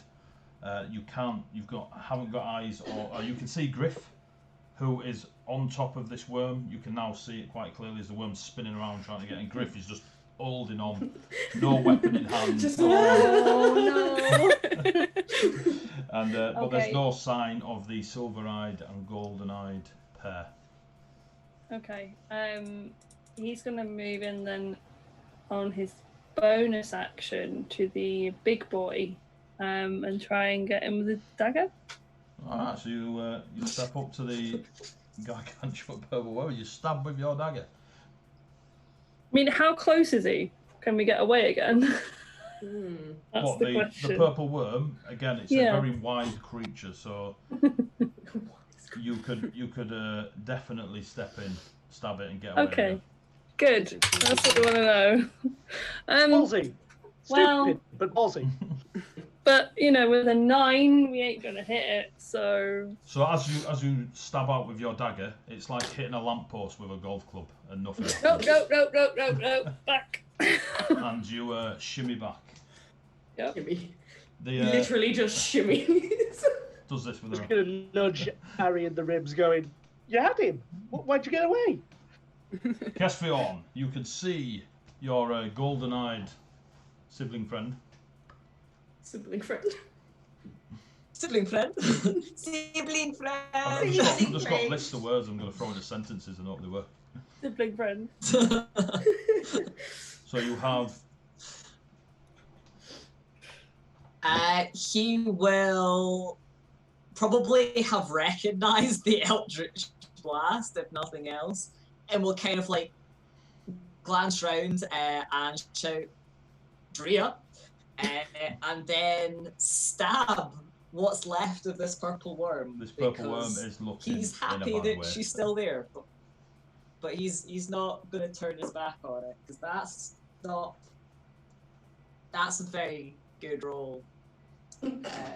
That's a natural 20. That is... Yeah. Miss. Plus 4. You miss. You miss! Massive miss. So Just the biggest miss that a person could have. Just double the dice. Caspian, just double the dice. So that is in total 9, and then would it be a +2 to each or +2 just to the total? So the total of the dice, so double the dice, then add your modifier. So 9 plus your modifier. Yep, so that would be 11. 11. Yep. You cut it clean in half. Go! And you see Zandria just peering out from the rockery. You can move towards her. You still have your bonus action, and there is still a Kenku that was helping you fight 2 purple worms, throwing stuff everywhere. He is going to book it towards Zandria. Cool. You move. You get to Zandria. She's only if that 30 feet away. And she doesn't look particularly hurt, or she looks like she's just rolled out of bed. There's a slight singe and smoke around her eyes and everything else. I like how you say she's just rolled out of bed. Look, yeah. If that's what that looks like. I remember session 0. I'm just saying. Oh yeah. I was there. You got a bonus action. I think once he's done that, he'll kind of gesture up to where the Kenku is if she hasn't seen it. Just you see the Kenku up on. Just living the dream. Up on the worm. Who says Kenkus can't fly? Can they float? So, that's the question. Kess, that you done? Yep. Cool, Griff. You're currently holding on for dear life on top of this very large bad thing. Yep. Does it have any like eye-looking things nearby that I could hit? Not so much eyes, but I suppose there are softer bits around the rim of the beak, like the gum line, as it were. Okay. I'm just looking for something that's going to be a bit more sensitive to damage. Cool. Are you just going to try and clobber it with your mace? Mm-hmm. So you're going to release down to one hand and have mace in hand, yeah? Yeah, it's going to be a... So you start slamming into where the beak meets the softer tissue of the giant worm. That's a 17 to hit. You're 17, you slam your mace into it, and it hits soft tissue near the thing, but it doesn't seem to have any effect on the creature. Oof. That's no good. You've got a bonus action and movement. Can part of that be putting the mace away again and grabbing back on? It can indeed. It can indeed. I'm just, this is a great workout right now. This worm's literally just like waving around. It is now adamant to get you. Zandria. Hello, it is Zandria. So Kess is now right next to Zandria. Yep. Yep.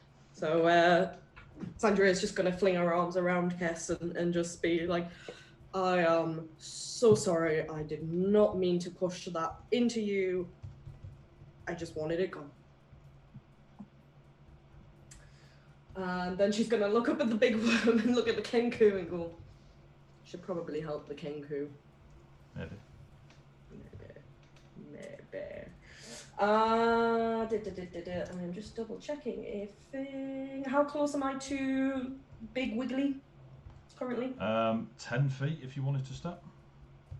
Let me just read this so that I am making sure I do it right, because I don't want to F this up. Let's not do that, because I have a feeling there are other people in a 10-foot cube around it, so let's not do that. There may or may not be civilians and others. Yeah, unless are they all human? You have no idea. There's a few dwarves. Will not do a repeat. I will not just shatter everything in existence. An elven bard swings in on a halfling barbarian. We've missed you. Not this campaign. Cool. In that case, I will just draw my short bow and I will take a swing. By swing, I mean a shoot.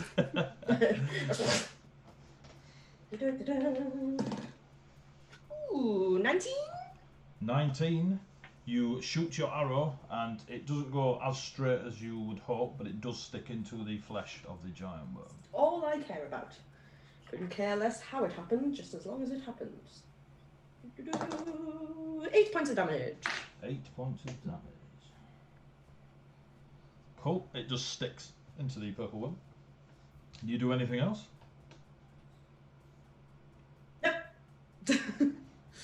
I only have 2 bonus actions and they are completely useless. You can no longer see any of the small worms. Dalefin and Ari, you don't see any more of the small worms where you are. Castrion, same for yourself, you can't see any of the smaller worms. However, the very large one is going to try again, flip Griff like a annoying, it probably wishes it brought a toothpick with it. Give me a strength or athletics check. If you Can drop, I roll it you've at put your advantage? mace there. Yeah, at advantage because you put your mace over. Athletics time. Oh, wow. I rolled a natural 1 and a natural 20. So that's 24. So all of viewers have to donate £1,000 to charity. That's That's how we do it. Every natural 20 is a donation. that's why By I the haven't viewers. rolled any yet. Mental. So Griff, you flip, both hands let go of the beak, and just as the worm's coming back down, you are like nope, and you re-grab onto the this like quarter segmented bone beak that is much wider and taller than you are. But that's its go, as it fails to thing it. It will then shoot down into Dalefin, Ari, Hammerstone, and the fisherwoman in annoyance and slam into the ground, trying to just bite more and swallow more people. So can Dalefin and Ari give me a dexterity save? Oh, I don't have to like roll for goody. a dex, so nice. Oh my god, I rolled the same number for both the dwarf and the fisherwoman. Wow. Dex 14 save 14. is also 14. So Dalefin 14, Ari 14, yeah? Yeah. Cool. So as this giant, gargantuan creature slams into the ground around you and scoops across the floor, trying to swallow all of you in a wunner, it grabs Hammerstone and the fisherwoman in a single gulp, and you two just dart to this, just leap out the way, completely abandoning any thought of parrying or anything. You just get out the way, and you see Hammerstone and the fisherwoman go up into the air, clean, a damn sight cleaner than Griff got took, and flip them both into the air, and its mouth is wide open as they fall into its mouth. Oh no. Dalefin. Both Dalefin and Ari, you are prone. I'm going to More look rock over and at debris Ari. everywhere. I'm just going to look and go, I don't think this is going to work, but I'm going to try. And I'm going to cast Snapping Sting on the worm. It's just a cantrip. Right. It's DC 13 con save, but if it works, the worm drops prone. Oh my god. I will, while I'm saying this, also be rolling 30 feet this way, just in case. So, Constitution save, yeah? Yep. Gotta get a 13. 13. It's not going to work, but if it works. It'll be beautiful. That'll be a 27. Oh, that was probably how that was going to turn out. Yeah, Yep, no effect. Does nothing If to it it. helps, it would need a nat 1 to fail that. Oof. Yeah, thought that'd be something like that. Just in case you're trying it again, that's a nice little tip from the DM there. You won't get many of them. Constitution saving throw. Told you it would work. So that's your cantrip. What else do you do? My That's two new me. party I've members. got no bonus actions. I've used my movement, and that was action. I'm out. Harry, you've just seen Dalefin summon sort of arcane small spell. There was no great build up in power. Nothing happened. He's going to get up then, so use half his movement. Go and try and stab the thing. So you get up, you rush over, you're well within range. Yeah.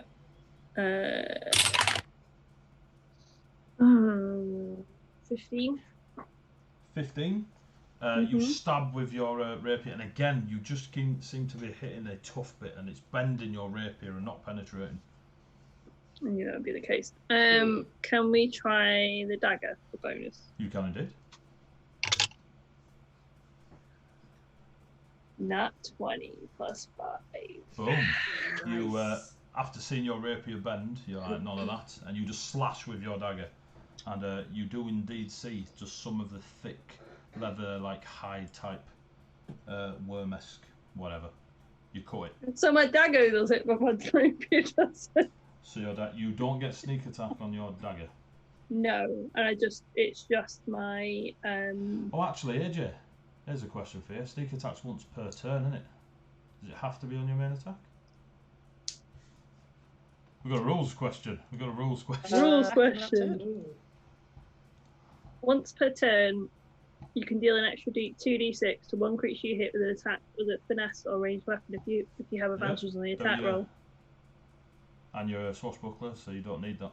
So do your sneak attack as well. Okay, so 1d4, 2d6. So roll 2d. What did I say? Double the dice. So Well, roll it'll be double the dice, won't Yeah, it? yeah. So it's 1d4, 2d6, and then plus. If it's a bonus, is it just plus? There's no pluses. So your strike for your nat 20 is 2d4 and 4d6. Yes. So Yeah. if I roll and then double, is that the way you want to do it? Double Or do you the want to dice. roll? Actually, double Okay. the dice. Yeah. Okay, double the dice. Right. Okay. Cool. We got I that. just like rolling lots of dice. So. I mean, I got a handful. We're all good. So, I mean, Bardic Inspiration UK, you can get your click clacks. Get some good click clacks. That's a lot of click Check clacks. us out for all your number rock needs. And other various things. That'll be 20 And points of damage. stickers and junk. Did you add your modifier as well? No, I didn't. So what's that? 22. 22. Well, it's a +3 if I was doing it normally, but as a bonus, you said it was something different. Yeah, so no, you still add it to your damage. It's your hit you don't add it to. So Right, whatever okay. your dex is, you'll add damage to. Okay, Right. I am gonna amend that in a minute. But yeah, basically, so it would be 20 points plus the 3, so it'd be 23. 23. That's a bloody big hit. The dagger as well. So that's the biggest you, hit. as you slash with your dagger and you first see the flesh part, you're like, that's only a little bit, but you just keep going with your dagger, and you do like a 1.5 foot long gash into this gargantuan creature. It doesn't seem to affect the way it's swinging around and trying to eat people, though. Is that your turn, Harry? You have 5 feet. You could literally step 1 square back if you so wished. We'll step 1 square back. Guess Fionn. Yup. You're stood with your Sandria. Your kid. Good with my Andrea. The kid. Yeah. Let's go fuck up this worm. He's just gonna run at the big one. Because Cool. why You not? step like 10 feet and you're now in front of the big one. Bop, bop. It was more impressive in my head. That is +4 is 22 to hit. Boom! Your first scimitar cuts open the gargantuan purple worm. For 6. Yep. And you'll never guess what I'm going to do next. Fireball. That would be something. I am going to swing with my other scimitar. And that is 16 to hit. 16. So with the sweet shot of your first scimitar, the second one, it's been a long time since you've done this. You cross your hands too far and you miss. You just don't quite get purchased with your second. Embarrassing. The golden child's not so golden now. I mean, what? What? What? Wow, that hug was so long ago. Yes. You doing anything else, guess we are? You've got about 20 feet of movement left. You want to provoke an attack of opportunity from the gargantuan purple one? No, because I don't hate stuff. Griff. There's no way to there's no way I could legitimately. You have just seen some, I say, random fisherwoman. She probably had a lovely backstory, and Hammerstone get swallowed and disappear into the depths of this creature. I'm not advising you should follow. I'm just saying. Don't want to follow, but Griff is definitely saddened by that. There isn't any way of sounds so stupid. Climbing up and being stood on the worm as opposed to hanging off of it. So you imagine you're currently on its teeth. So Yeah. Imagine that. So it's up in the air like this, and you're hanging onto this bit here. Fine. So Yes. you'd be stood, you'd be balancing permanently. It'd be a little bit like Sinbad, but you take some rolls. I tell you that. And paladins are well known for their acrobatics. Yeah. Totally. Yeah, that fall probably still looks as bad as it did before, if not worse, because I'm now higher up. About 40 feet from the ground. Yes, so I think it's going to be a case of I've got a routine going here, mace, and then cling back on for dear life. So give me a roll. Oh! I rolled a different dice to make sure I wasn't being cheeky. That was a a natural D4. 20. Alright, you got another natural 20? Yeah, Oh, that was the other dice as well. I'm gobsmacked, honestly. Told you, we have peaked yeah. this session. But yeah, that's 24 for the mace. You slam your mace into the soft tissue around the bony beak that you are hanging off, or at least one of the segments of it. Seeing it eat people, Seeing mace. it eat people. Do you smite it? I don't think I am, because I don't think I have it prepared. Smite's not a spell. Smite is just part of your... You use a spell slot, do you not? It's Divine Smite. Yeah. I have Yes. 3 other smites. Alright, cool. Swipes. I will totally up the wazoo. I will That's totally use really a good Divine lemon Smite then. cordial I've got there. I'm totally using Divine Smite then. So I've rolled a 3 plus 2 for the base, and then I just got to roll 2d8. Cool. 5. 5. So that's another 5 on top of radiant damage. When you call upon your element of deityness, you'll feel the thunderclap go off around you and the cawing of the mighty bird in the sky, and you slam your mace into the soft tissue bits. As soon as that energy goes from you down your mace arm and into the soft bit of the creature screeches in pain. A lot more than when you just stabbed it, or tried to stab it. Right, noted. Yeah, the mace is going back on the belt, hanging back up with 2 hands. Griff is just like, woo! Right, you see, Point Break going on top of this purple worm. I'm having a party. Oh, it's adorable. Is that you go? I'm gonna Gonna Eldritch Blast the fucker. You crack off an Eldritch Blast. I will indeed crack off with an Eldritch Blast. Natural 20! Hey, you're all gonna die next I was session, waiting for just my saying. natural 20. Cool. So Just roll I two double my D10, dice. or Yep. whatever your Eldritch Blast is, Double isn't it? D10s. Let's Double yeah, let's D10s. go for the brimstone looking one. Jesus. She's gone deep. She's gone method.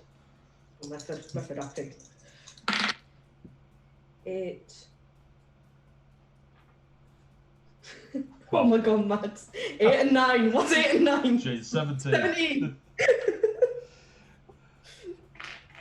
Jesus. So you smash your Eldritch Blast. It shoots past over Kesfion's shoulder and sears into the flesh. Kesfion, you see this like cauterized wound bury into the Worrying. burying. There you go. Airy? Goes deep into Buried? the monster. You doing anything else, Andrea? Nah. That's me. It is now its go. So, Griff, can you give me a strength check at advantage? Okay, to be on athletics check still. Yeah. Tell up to yourself. Advantage. Woohoo! 21. Yes. Maths. Cool. So you hang 21. on. This time you don't let go and then re-grab. You just firmly plant. You've kind of felt the motion now of this giant creature, and you're just sort of you're surfing on a gargantuan Surfing on the monstrosity. worm. Surfing on the worm. It will then smash down at Harry and Dalefin again. Can you both give me dexterity son of saves, you great please? worm. Leave us be. Oh, you betrayed me, Mr. That's funny. You betrayed me. Betrayal. Betrayal. 16. 7. 7. So, Ooh. Dalefin, as you rolled out the way before, it's just enough that when the worm slams down more nearer to itself, seeing that Harry stood 5-6 feet away from it, you just keep rolling and avoid any catch. Harry, you are grabbed by the worm and it flings you up as it comes sweeping up. This actually has The you rather than second- catches you. Go on. Second Harry is in the air. Yeah. Reaction, feather fall. Okay. So you get swooped down, it grabs you cleanly, flicks you up into the air, and you feel you sort of float up and start floating down. What does Featherfall do, Dalefin? Can Harry move Choose himself? up to choose 5 falling creatures in range. Rate of descent slows to 60 feet per round until the spell ends. The creature lands before the spell ends. It takes no falling damage. Can land on its feet, and the spell ends for that creature. So if Cool. there looks like there is a point in time of landing, they could safely land. Okay, so give me an acrobatics, Harry. Oh, we're all right at that one, I think. I should hope so. I hope so as well. What is that? What does that even say? That isn't okay. What are we doing? Sorry, acrobatics. You are Yeah, good. we should hopefully be fine. 14. 14, cool. So as you get flicked into the air and it's more opens, Griff, you see the human Harry sort of tumble through the air and start coming back down to follow the fate of Hammerstone and the fisherwoman. Harry, you feel you sort of sprawling in midair, windmilling, but you're not falling as fast as you'd expect to fall. And through all your, vigorous training back in the day, you should be falling. This is not how the world works. And you sort of float, and as the worm is obviously mistimed, slams its beaks together, thinking it's just capturing the thing it's flinged into the air, and you hit it, like bounce off it, and sort of just keep, ooh, like Charlie in the Chocolate Factory, just, and you start floating down towards Dalefin, but you are just floating down, rather than into the mouth of a giant purple death-eating worm. Well played, kids. Dalefin, it's your turn. Seeing that works, I'm just going to have that moment of, oh, thank the maker. And then I'm going to throw this katana up roughly about where it's sort of top half of its ears. Okay. So do you How's keep summoning this? 18. Well, the last one stays in place because I didn't drop it. This one I've let go, and as my bonus action, I'll resummon another one. Oh, okay, I see. But that is an 18 to hit. You just hit it. Whew. All right then, it can. Well, you're always hitting it, but you do 7, enough to actually lay damage upon. 16 psychic damage. 16. 16. It does not like its small mind being attacked at all. It is horrifically. For my movement, yep. I'm going to move backwards to deliberately see if I can get it to make an attack of opportunity on me.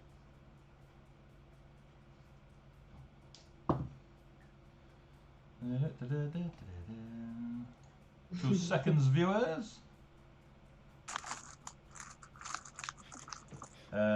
23. So as you move back, come and have a go if you think you're hard enough. It does indeed swing round and lash out at Dalefin. 23 to hit.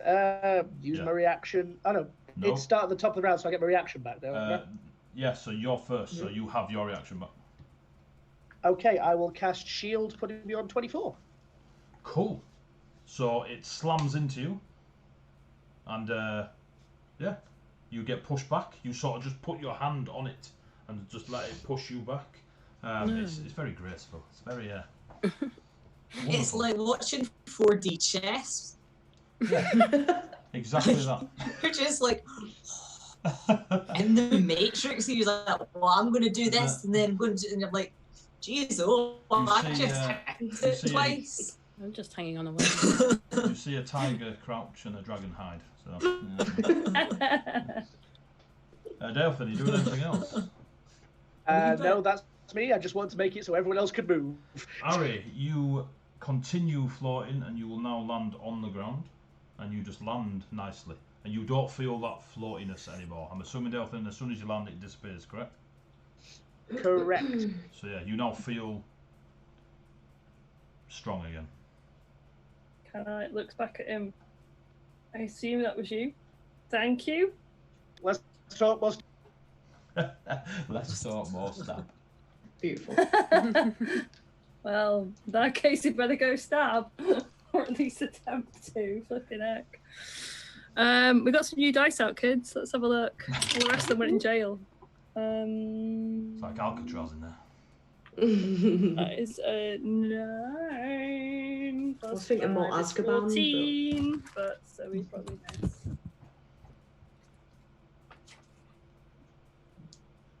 $14 to hit. Oh, sorry. So Nope. you just can't get this rapier through. Everywhere you tend to stab with it just seems to be gristly My and rapier just too doesn't tough. want to play. But you do Can we have try your with the dagger, dagger spinning again? in your hand. Nope, same roll. Oh, you're just windmilling with your rapier and dagger at the minute. See this dice jail? It's getting more in it. You need a bigger dice jail. I do. That one's full. Look how full it is. Andrea's just looking at the human, just like. Kesvion.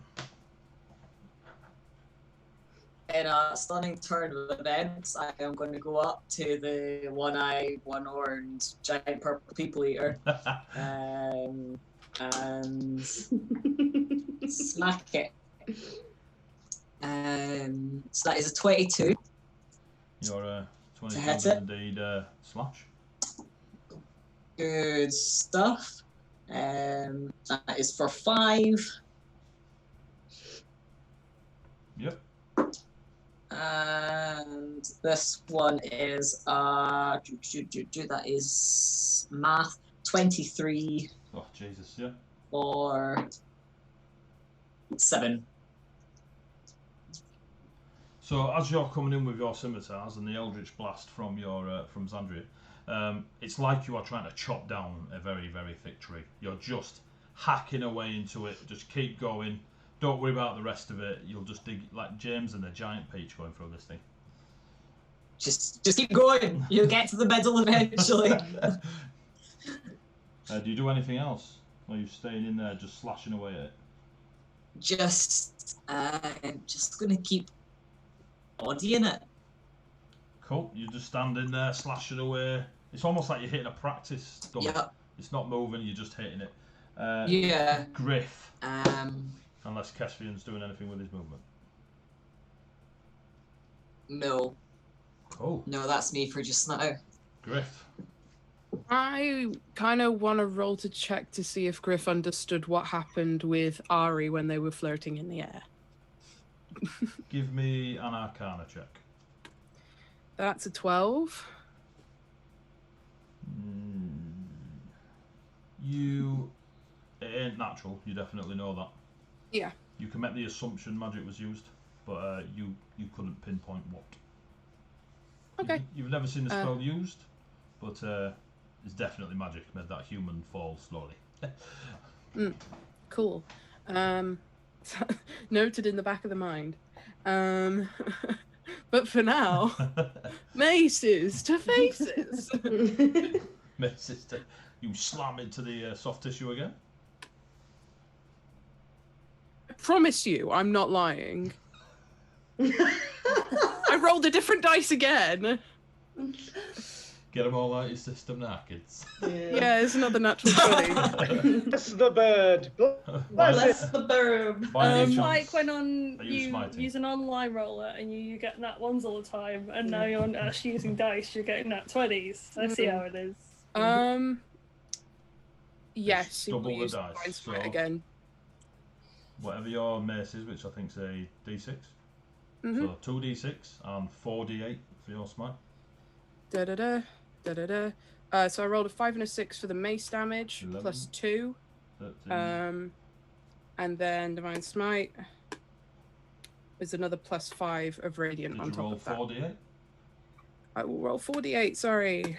That's another 7 on top of that, so it would have been 12. The 25 points of damage. There was no sign of this creature fading at all. How would Griff like to end its life? Yay! It's just going to be an almighty flap of justice. Justice Flap flap. of justice. Judge Dredd jumps out of your Griff is mace. the terror that flaps in the night. So, Griff, you summon forth all the power that the Thunderbird can possibly give you into your weapon arm. You've got no shield, you don't have your longsword, you've seen people you've made friends with die, you've seen someone you've seen on a ship bounce off a giant worm. You're not happy, you've come close to dying every 6 seconds. So, and you slam, and there's an almighty ricochet through the bone beak that you're hold of as it starts to crack. You hear a crunching crack in where the beak hits the gum. What can best be described as a jaw breaks, and you see a slight disjointment in the circular bit that was its mouth, and this giant purple worm just starts swaying. All of you give me a dexterity save, including Griff. I am. This is what takes us all out. Yep. It was a one-shot, kids. So anyone over 15? Sorry, 15 and exactly. up. 15 and up. Yep. So Nope. 15 and up. Thank you. 15 and up, you take half damage. Aye. I think I know where this is going. So if you were below, so if you were 14 and under, you take 14 points of damage. If you were I'm out. 15 I'm and out. above, if you were 15 and above, you take 7 points of damage. Bludgeoning damage as this giant gargantuan purple worm slams into what's left of the tavern, obliterating the hanging hawk and whoever was in there hiding. Several fisher folk, a couple of the dwarven crew just get squished under this mass monstrosity. The ground shakes again. You are all knocked prone, regardless of damage taken, and obviously if you're out cold, unless you know. You look around, you sort of get up. You are now all out of initiative. What you do notice now immediately, as you're all looking around, looking for your friends, whoever you call ally, you're looking around and you see these smaller purple worms just up and swan diving straight at the ground, burying, disappearing, almost on reaction to the massive creature all around this village. As they start digging and this purple worms landed, the rocky barricades that were put up all collapsed down, and you can start seeing now that the hamlet, fishing hamlet, is absolutely obliterated. There's some ruins of wooded buildings, the fishing huts are knackered, the taverns disintegrated. You're pretty sure a mini tsunami's just gone off down on the beach. You're all now out of initiative. Who is out cold? Cool. You can all see each other. Griff, you can't. You're at the other end of the giant worm. You're in the rubble of the tavern. So you're about 60 feet from this lot, but you are conscious, I believe. Yep, conscious. 3, 2, 1, go. Rhea's down, isn't she? Right, not far from you. Kess is just sprinted towards her and is checking her over to see what's kind of gone down. And then I don't think would they have had any? So you are aware. You were trained and you were responsible for going out and stabbing things. You know basic first aid. So you know that with a medicine check and using your knowledge of medicine, that you can stabilise someone. You are very aware that she's in a very bad state. She's out cold, her breathing shallow, and there is small trickles of blood coming from her ears. So give me a medicine check. Then, oh god, come on. Please don't let this have been all the goods. Not bad. That is a 13. Cool. It's not be great. You stabilise Sandria. Awful. Sandria, can you roll a d4, please? Okay. She's still unconscious, but she is no longer bleeding to death. 3. 3. She will naturally come round in roughly 3 hours. You are aware that it's a big knock to the head and other parts of her, and you can guess it's going to take a couple of hours for her to come round naturally. Delphin, you notice the one called Aria, not far from you, in a crumpled up state. Looks like their arms at a funny angle. Okay. Unfortunately for Ari, I literally slept through the medicine classes, thus having a -1 to this roll. So good luck. I'm not kidding here. In fact, hold that thought. If that's a natural, Should be showing is that a natural 20? That is a natural 20. I'm changing the campaign name just so you know. Not 20. Second one, the one where we all got nat 20s. 19. So I know, right? So 19. As you run over, or run, or pace, however, crawl, whatever you wish to go over to Harry, you check him over, reposition him. His arm just looked at a funny angle because of the way he was laying, rather than any actual damage. But enough blunt force hit him to spark him out. And again, you see blood coming out the nose and the ears. You quickly try to remember everything you were taught regarding medicinal herbs, positioning, what to do in certain situations. You struggle for a bit, and then like a light bulb, like a potato-powered light bulb, you remember, and you sort Harry out and you move him about, put his head in a comfortable position, and just by opening up the way he's leant, the breathing comes quicker and quicker. And unfortunately, due to your -1, Harry remains unconscious. Roll a d4, please, Harry. Harry. All right, Harry. 4. 4. It will take you 4 hours.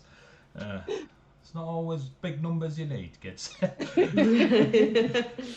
So you are quite aware. You don't know how long, but it's going to take 3 or 4 hours before Harry comes around naturally. If it looks like they're safe to move, I'm going to move them closer to wherever the section of people that are massively unconscious and bleeding are. Basically form like a triage station. There is there are alleged triages going all over. These fisher folk are not skilled in triage. The dwarfs, or Captain Boulderback, did survive the foray and is kind of organising his dwarves because they are skilled in the arts of druid, and you can see them going around and giving herbs and casting minor cantrips. Some magic a bit more powerful than cantrips. You notice this easily, and you can see them bringing round not the worst of them, but those that have just received a few cuts and bruises. But those that look bad, the boulderback's not even putting anyone near them. But there's less of a triage and more of a scattering of people either dead, out cold, broken. There's quite a number missing from the crew that you can see right now. You weren't always eyes on the giant worm and what it was snapping at and getting as you were fighting, but you can see there are a few of the druid dwarfs about. Griff. Hi. You are in the rubble of a tavern. Bits of wood everywhere. There is a dead, ginormous, gargantuan purple worm. You can't see it where the beak is at the head bit. You are kind of further down in the rubble where it's landed. You can see the corpses of a few people, the villagers that were hiding in the tavern to try and obviously not die. Hey hey. And there are 2 dwarfs from the ship that are pinned under it, screaming out in agony. He's immediately gonna go and help them. If the villagers look like they are way past saving, yeah, they probably are if they were crushed by a huge purple worm. So yeah, gonna help the dwarves out. So or at least the try. 2 dwarfs, you know them as Bottlebelly and Axebuckle. Bottlebelly is the chef cook of the ship, and Axebuckle is the quartermaster. Who do you pull first? Whoever's closer, it doesn't matter. So Bottlebelly is closest to you, and he's like, just screaming in agony. Yeah, got his frying pan in his hand. gonna pull him out. Give me a strength check. Strength is I think that's +2. Yeah, 18. Cool. You manage. So you're pulling away.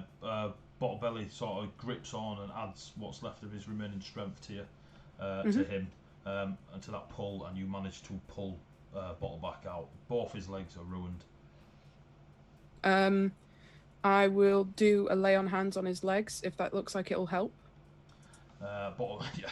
So Bottlebelly, he's absolutely loving the fact that you're throwing magic at him. As you call and you hear that thunderclap again, you also notice that Bottlebelly, through like gritted teeth, is placing his own hand on his legs, and you can see a sort of pale jade green aura of light feed from his hand across his legs, mingled in with your divine, and you see his legs sort of not snap back into place, but they readjust ever so slightly.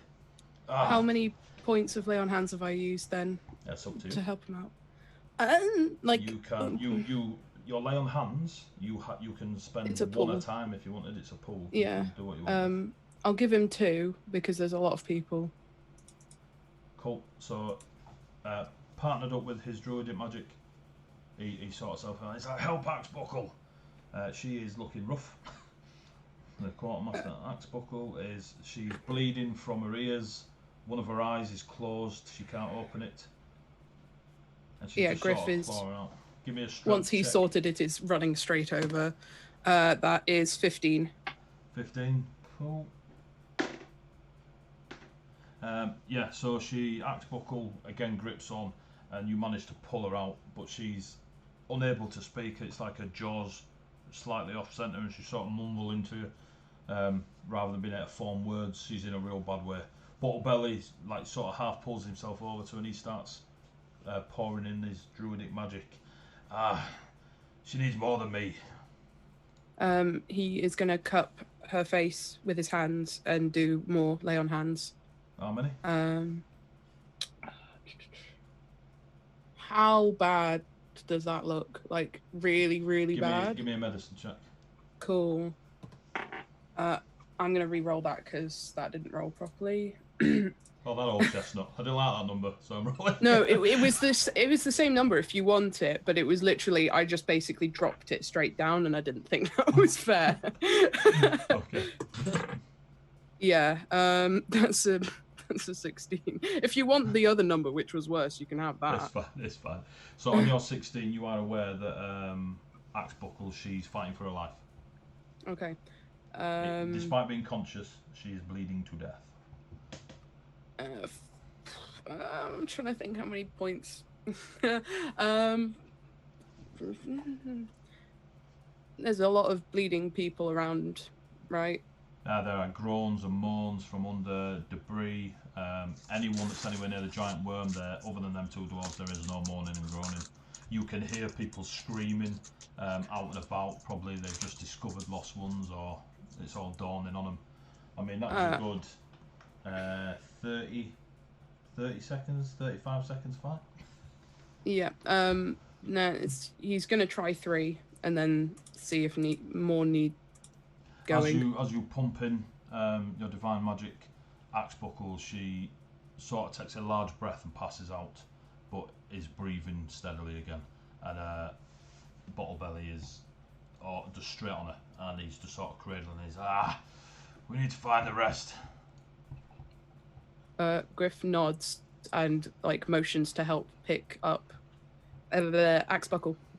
Cool. Between the pair of you, Bottle Belly manages to make it back to his feet just, and you put an arm over each, and you start heading out of the ruins of the tavern.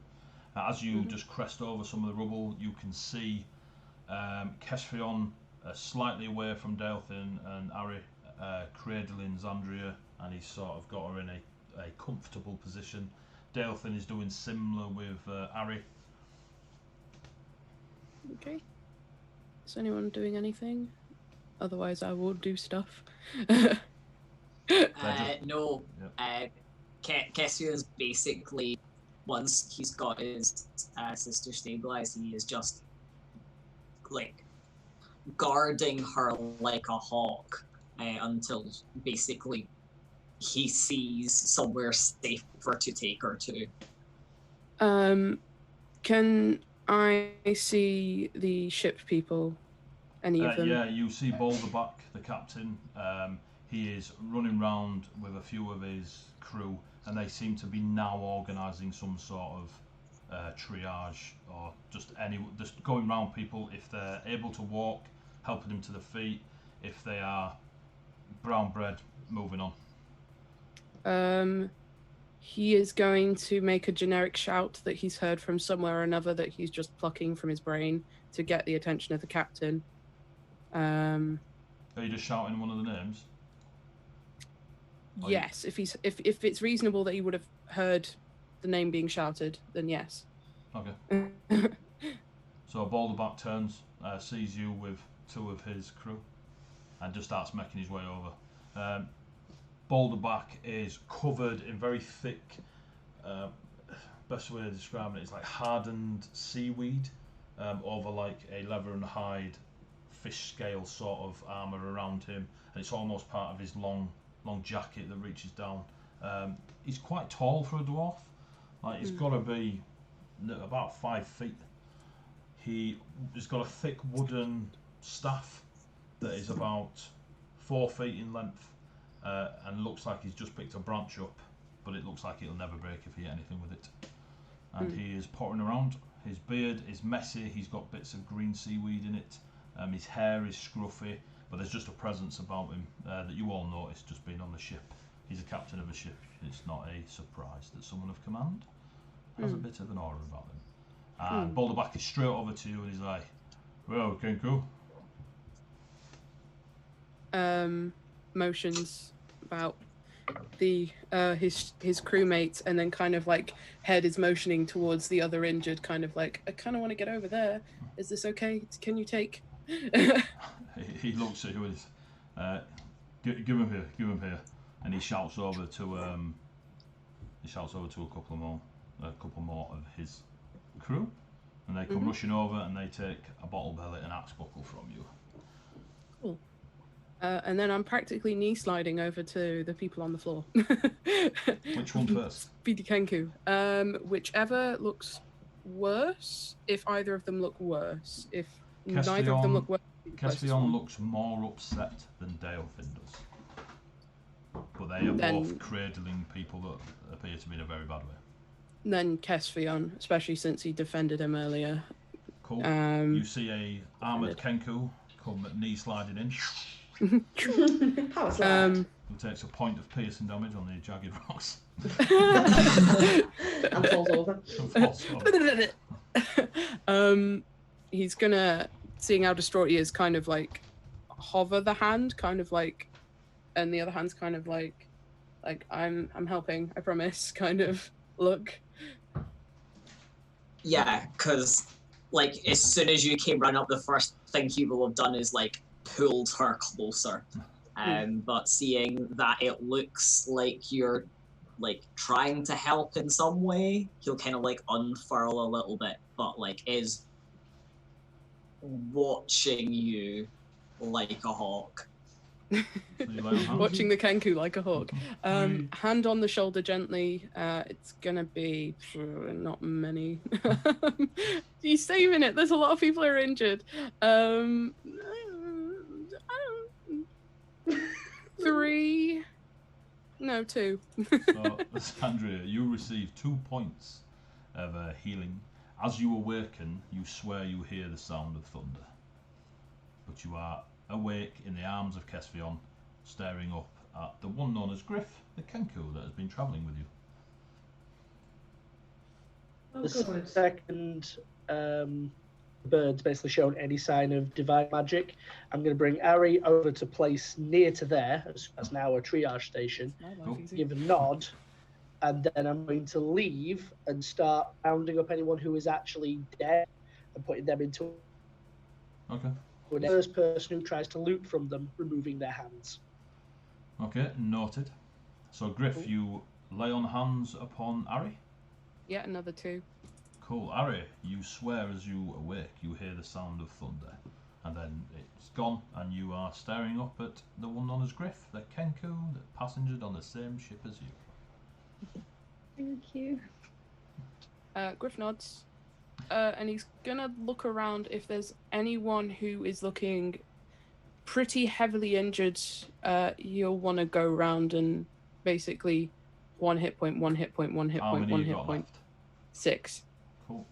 So you 1 hit point in people, and you wish to save 6 people. Yes.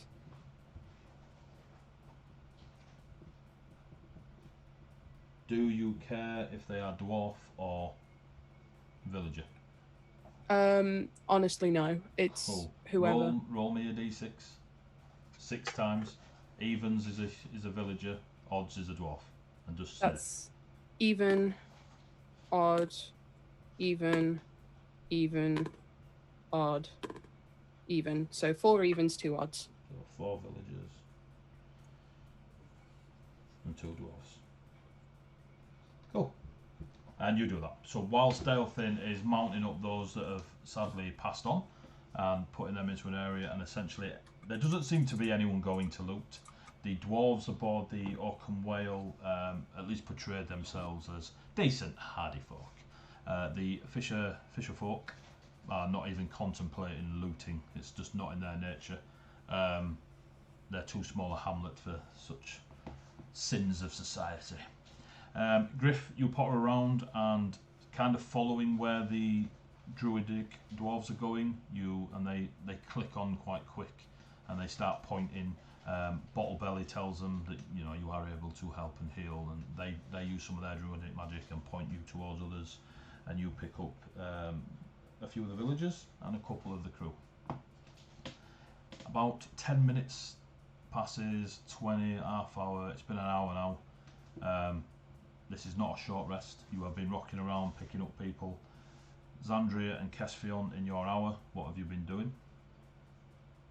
Did you engage? I imagine that they've just been almost just in their own little world, just wrapped around each other. Cool. Ari? Yeah, Talking in hushed tones. Ari, what do you do in your hour? Unless Kesvion's going to do something. Sorry, Kesvion, you go first. No, I was All right, just cool. adding more ambience, Okay. wasting time. Ari, you have an hour. Do you do anything with it? Ari is looting. Kind of stumbles around and tries to help, but he's a bit useless. So he kind of gets more in the way than anything else. So, But he's trying. so Zandri and Kestrion, you are comforting one another. Ari is kind of trying to be of assistance, but just be more of a witness.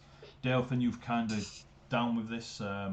Your clan has dealt with moments where multiple people have died before and need dealing with straight after, so you start going through that process. Griff, you are probably not overly keen on what's just happened, considering who the Thunderbird represents, etc. But you're between you and the Druidic Dwarves, you've saved quite a few people. You can take that as a win. If you so wish. You're dropping a worm on top Just of trying a to tavern full of villagers. Well, I'm not going to do it all for you. But yeah, so your hour passes. You are in the ruined fisher village of Skibberwick. 3, 2, 1. You are back in the room. People have been saved. You have organised all this stuff. Dale-Thane, Balderback the captain has organised things. Everyone that is still alive, crew, yourselves, and a few of the villagers, are kind of just in a mass now. Just lost what to do. I'm gonna spend some time looking for that rapier I dropped. Give me an investigation check. Okie dokie. 10, 15. Yeah, you find it amongst the rubble and corpses of children. You know what I mean? I'll make sure that some of those corpses are put additionally in the pile. I'm not just gonna take a rapier and leave a bunch of dead kids. It's not what I'm about. Yeah. Canon now. So. So you find your rapier. In much the same vein, once Griff's done literally everything he can to help other people, he will be going back to look for his longsword and shield, hoping they're not just completely destroyed or something. You find your longsword and shield in half. I think if Griff has passed Kespion and Zandria on his way to find his various accoutrements, then Kess will have broken away from his sister long enough to go over and quietly thank Griff for healing her. And then very quickly kind of sort of scurried back over. To Zandria. Okay. So Balderback, can everyone come in and gather around, and he sort of usher into the villagers and such like this. It appears some like admin has been done amongst the crew. We are now unable to crew the ship enough to sail it the further 2 or 3 days to Ebendorf. If you wish to keep going to Ebendorf, you need to go by land. We will all go together, and he's looking at the people, just waiting for any of the villagers to kind of step up and go, I'm in charge of this lot, and yes or no. Overland, it is 2 days, so you would spend 2 nights out on the road. We would be a large collective together, but the way the Oakham Whale is at the moment, it's a very large ship, and there's not enough sailors among us. Some of the fisher folk start like they're crying, and a few of them kind of get a bit more defiant, and they're like, we can help sail the ship.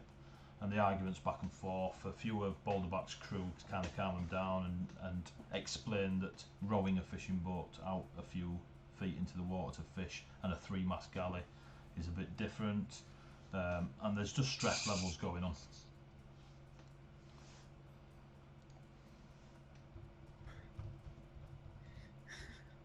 With all the shouting and argument and the stress levels going up, Zandria would have just been like, and I'm pulling a pipe out, I'm just lighting a pipe up. Big Cuban. Just Just pulling out a spliff, literally. That's all it is. She's bringing out the desert spice, okay? spices of the sand. So you see Zandria, Sparkle. Harry Boulderback kind kind of looks to you lot as awaiting any response. He's aware that you are not a unit of people, that you are several different passengers from several different ports.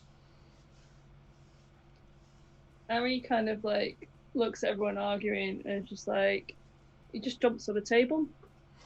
That's what he does. Here we go. And it's just like, calm down. Obviously something has happened here. Like, we can't help this. We need to move over to get to the next city along. If we have to go by land, we go by land. That's fine.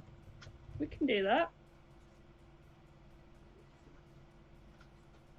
Give me a performance check. Performance. Oh, this is weird playing this character. Performance. I actually get a bonus to this. I'm like, oh god, Is okay. performance charisma? Yes. Yeah, Yep. that's cool. It is 15. 15, cool. So as you're saying this, Boulderback kind of looks at you, just nods, and then sort of like gestures to the crowd and to you as if to say, you know, listen to the man. Like he's got a fair point. Griff, Delphin, Zandria, Kesfion. Harry's got a point, but it's up to you whether you give a shit. If there is another table nearby, Griff will go and stand up on it, hold up his shield, and kind of waving it around, like, "You'll be fine. I'm here." Oh, I love him so much. Give me a persuasion check, Griff. Great, I'm proficient in those. I got a 14. So again, the crowd, Boulderback kind of takes a moment to work out what Griff's doing. He's a little bit confused as to why a Kenku and a human swashbuckling type have gone and grabbed broken tables out the rubble, brought them over, stood on them, started giving a speech. But again, you know, the locals and the crew and that, they get what you're trying to say and they nod, and a few of them settle, and those that the more hysterical settle to less hysterical. The less hysterical actually calm down. The children are a little bit baffled. Some of them, the younger ones are upset. The older ones are just, they don't really understand what's happened just yet. But everyone seems, Harry and Griff have done job enough to convince them that, yeah, we're all right. Or at least those table dancers are all right, you know what I mean? Again, Delphin, Kess, Zandria, it's up to yourselves. They're not wrong. Griff and Harry do have a fair point, but it's up to yourselves. I'm probably going to have Kess will drifted kind away. After you, Cass. No, thank you. Kess will kind of look to Three and just be like, by land? There is no other way than by land it shall be. He kind of just gives a decisive nod and sort of looks on to see what's going to happen next. Cool. So Boulderback is not far and hears these conversations that you guys are having, unless you deliberately said them out of the way, whispered. No. Well, it's only like afternoon. We can. I probably shouldn't stay here in case those things come back. My crew have checked. There are no tunnels. They seem to have buried and they've collapsed behind them. Also, Axbuckle has awoken and she's had a look at the larger one. It's a youth. She knows quite a lot about monstrosities. It's a young whatever it is. So I don't know if the older ones will be about. But we The definitely larger should one was a read here. young one. Yes, yes. Yeah, these Yeah, we smaller need to get ones, out of here. the smaller ones, Axbuckle says, are more akin to pets than young. Then perhaps it would be wise for us to move on quickly. My thoughts exactly. And time to move out, and he starts shouting at his crew. the villagers, and he's like, and they just start giving out small, polite commands of get what you need. Don't worry about that. We've got enough between us to create food on the road. The druids don't, you know, and just get what is valuable to you, and then we'll be off. And similar to yourselves, you know, they look at you, to the druids, and they're like, well, they're clearly all right. But they do offer politely if you need good berries.